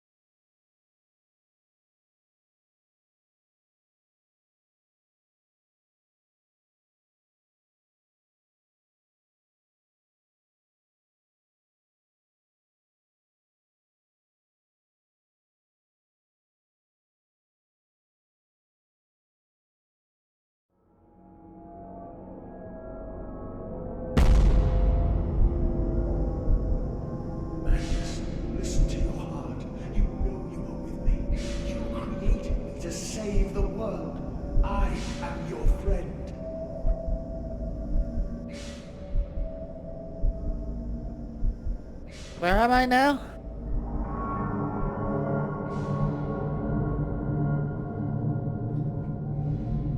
Mandus, please, I am no more evil than you. We sought the same thing, to save humanity, ridding them of their painful, stupid, pointless lives. Mandus, stop. Think about what you are doing. For your children, Mandus. Do not speak of my children, monster. I did not kill your children, Mandus. You sacrificed them on the temple steps, knowing what the coming century would do to them. Your sons will drown, lungs full of mud and shrapnel on the banks of the Somme. You wanted to save them from the horror to come. That is the vision we shared. Everything we have built to avert this coming nightmare. You and I are one. We are the same. Our souls are entangled. We deserve to make them free.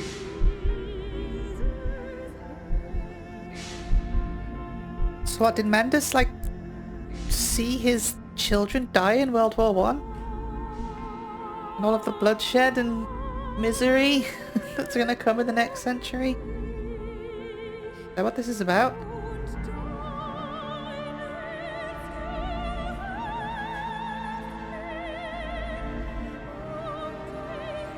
That's why he had to save them? Well, that's what he thought he was saving them from? That's gonna kill me if I drop down there, isn't it? Nope.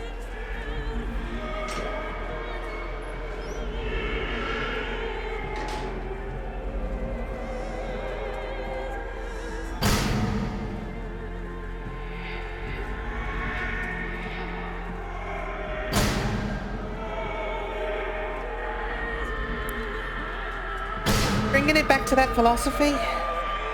Bringing it back to Bataille. The machine, it wants to stop us from expending our accursed share, to stop us from destroying one another.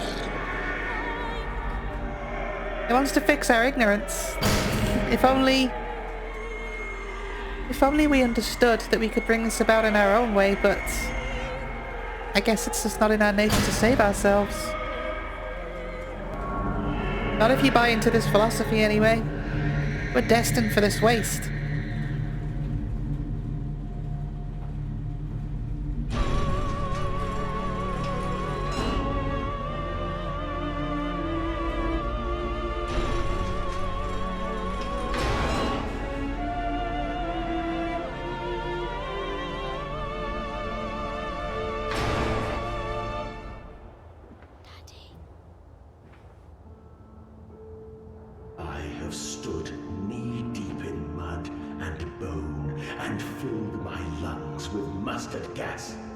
I have seen 2 brothers fall.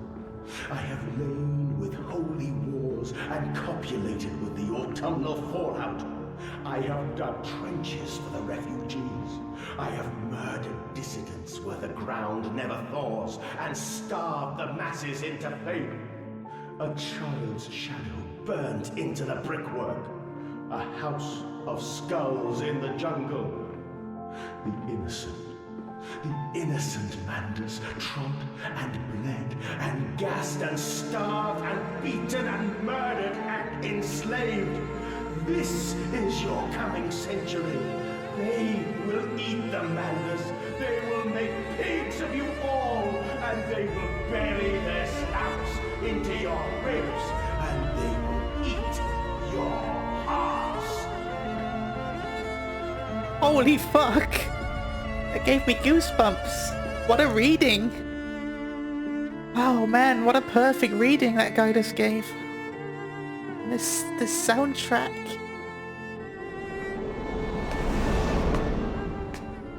Please, Mandus, no. For your children.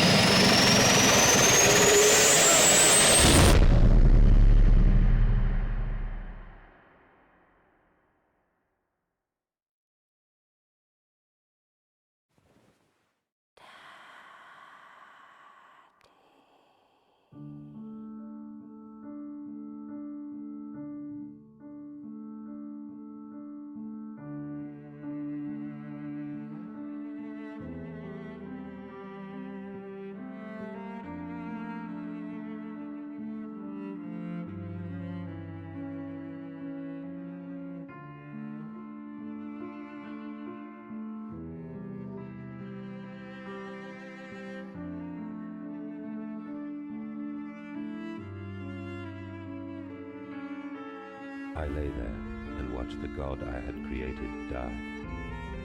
At the end, when we were cold as the stone we had hewn his body from, when the lights were nearly all extinguished, we heard, in the silent distance, the man-pigs singing to one another. Then, as the last lights were gone, and we lay together in the deep, they drifted away, and all was silent. Such a silence I have never known. And as the dust settled on my open eyes, and we lay together embraced forever, I heard, miles above us, the sounds of the city turning over in its sleep. A church bell ringing out, and in that moment, the new century was born.